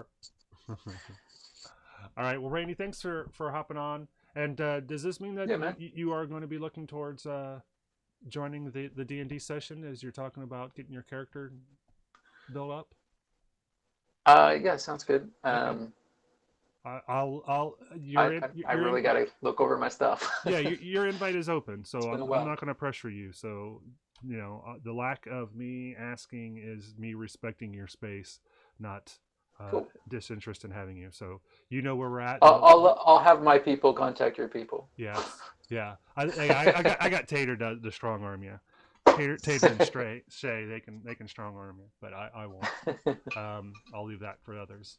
But yeah, we're at level 3, so just any character that you make that's based on level 3, and you can go from there. And okay, yeah. So you need me to make a new character. Well, I'm not going to have you be level 8 traveling around with a bunch of level 3s. Okay. So yeah, if you want, And actually, yeah, you shouldn't use your existing character. You should use Okay. because you'll end up being one of the 10 petals more than likely, unless we were to decide that we wanted to have you be something different. But it would make sense for you to be one of the 10. And I showed you. Let's we'll flip real quick because your choices. If you decide to choose this mission. Look at me! I'm gonna sit perfectly still, Randy. This is gonna be amazing. I'm gonna sit so still that you're not gonna believe. Look how I'm not. Doesn't even look like you're moving at all. I know, but it sounds like amazing. I'm moving because I'm moving away from the mic. It's because I'm a ventriloquist. How are you doing that? I can throw my voice. Wow. Yeah, That's crazy. I'm a baller. Shot caller. One of the things I'm a baller. Oh, we just lost. I don't care about personal space. That would be meaning nothing to me. Just take.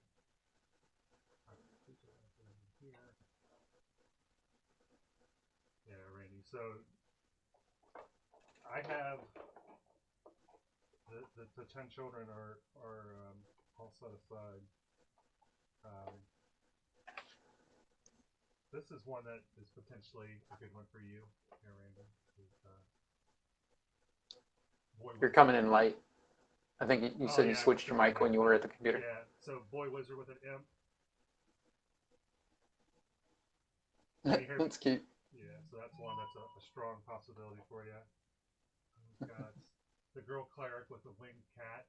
She's holding up a moon symbol, which to me will always be a banana. But she has moons on her armor.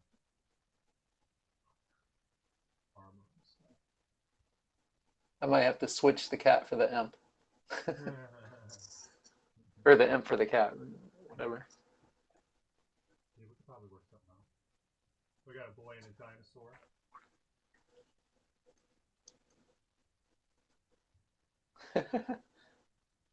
That's cool.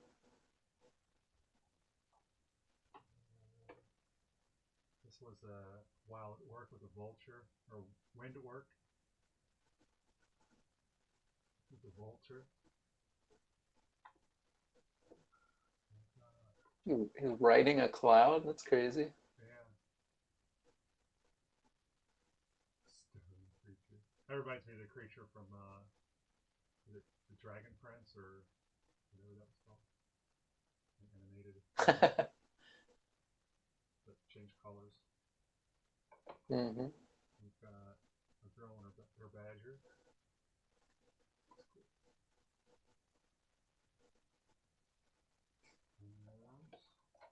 That's what we have.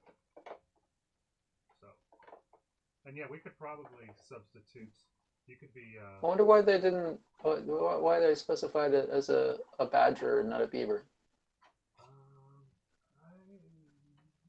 These are kittens. So I'm going to refrain from making a comment about it. There's those characters. Could have been a Wolverine. Could have been a. Because it's not. It's of all the things. So, but yeah, and if you wanted to, we could potentially swap out. We could have this guy have the cat. If that's what you're. The imp is really cute though. I don't know. Or the warlock was also pretty cool too. He's got the neat hand magic dinosaur. And he looks like he spends time on his hair. Looks like he's got some product in that hair. There's some zhuzhing. Some zhuzhing, I think, that happens with that hair. And it's, because he's got spiky hair like the dinosaur's got spikes. Anyways. So yeah, you can make one of the characters a level 3. Something magic based. We can rock and roll at any time. Add you to the mix. Alright, so with that, we will bid everybody a fond farewell. Remind everybody to The doctor's promise. Never cowardly. Never cruel. Never give up. Never give in. Ray, you got anything else? If not, we're going to play some funky outro music. Bow, chicka, bow, bow. Thanks, everybody. Be good. Bye.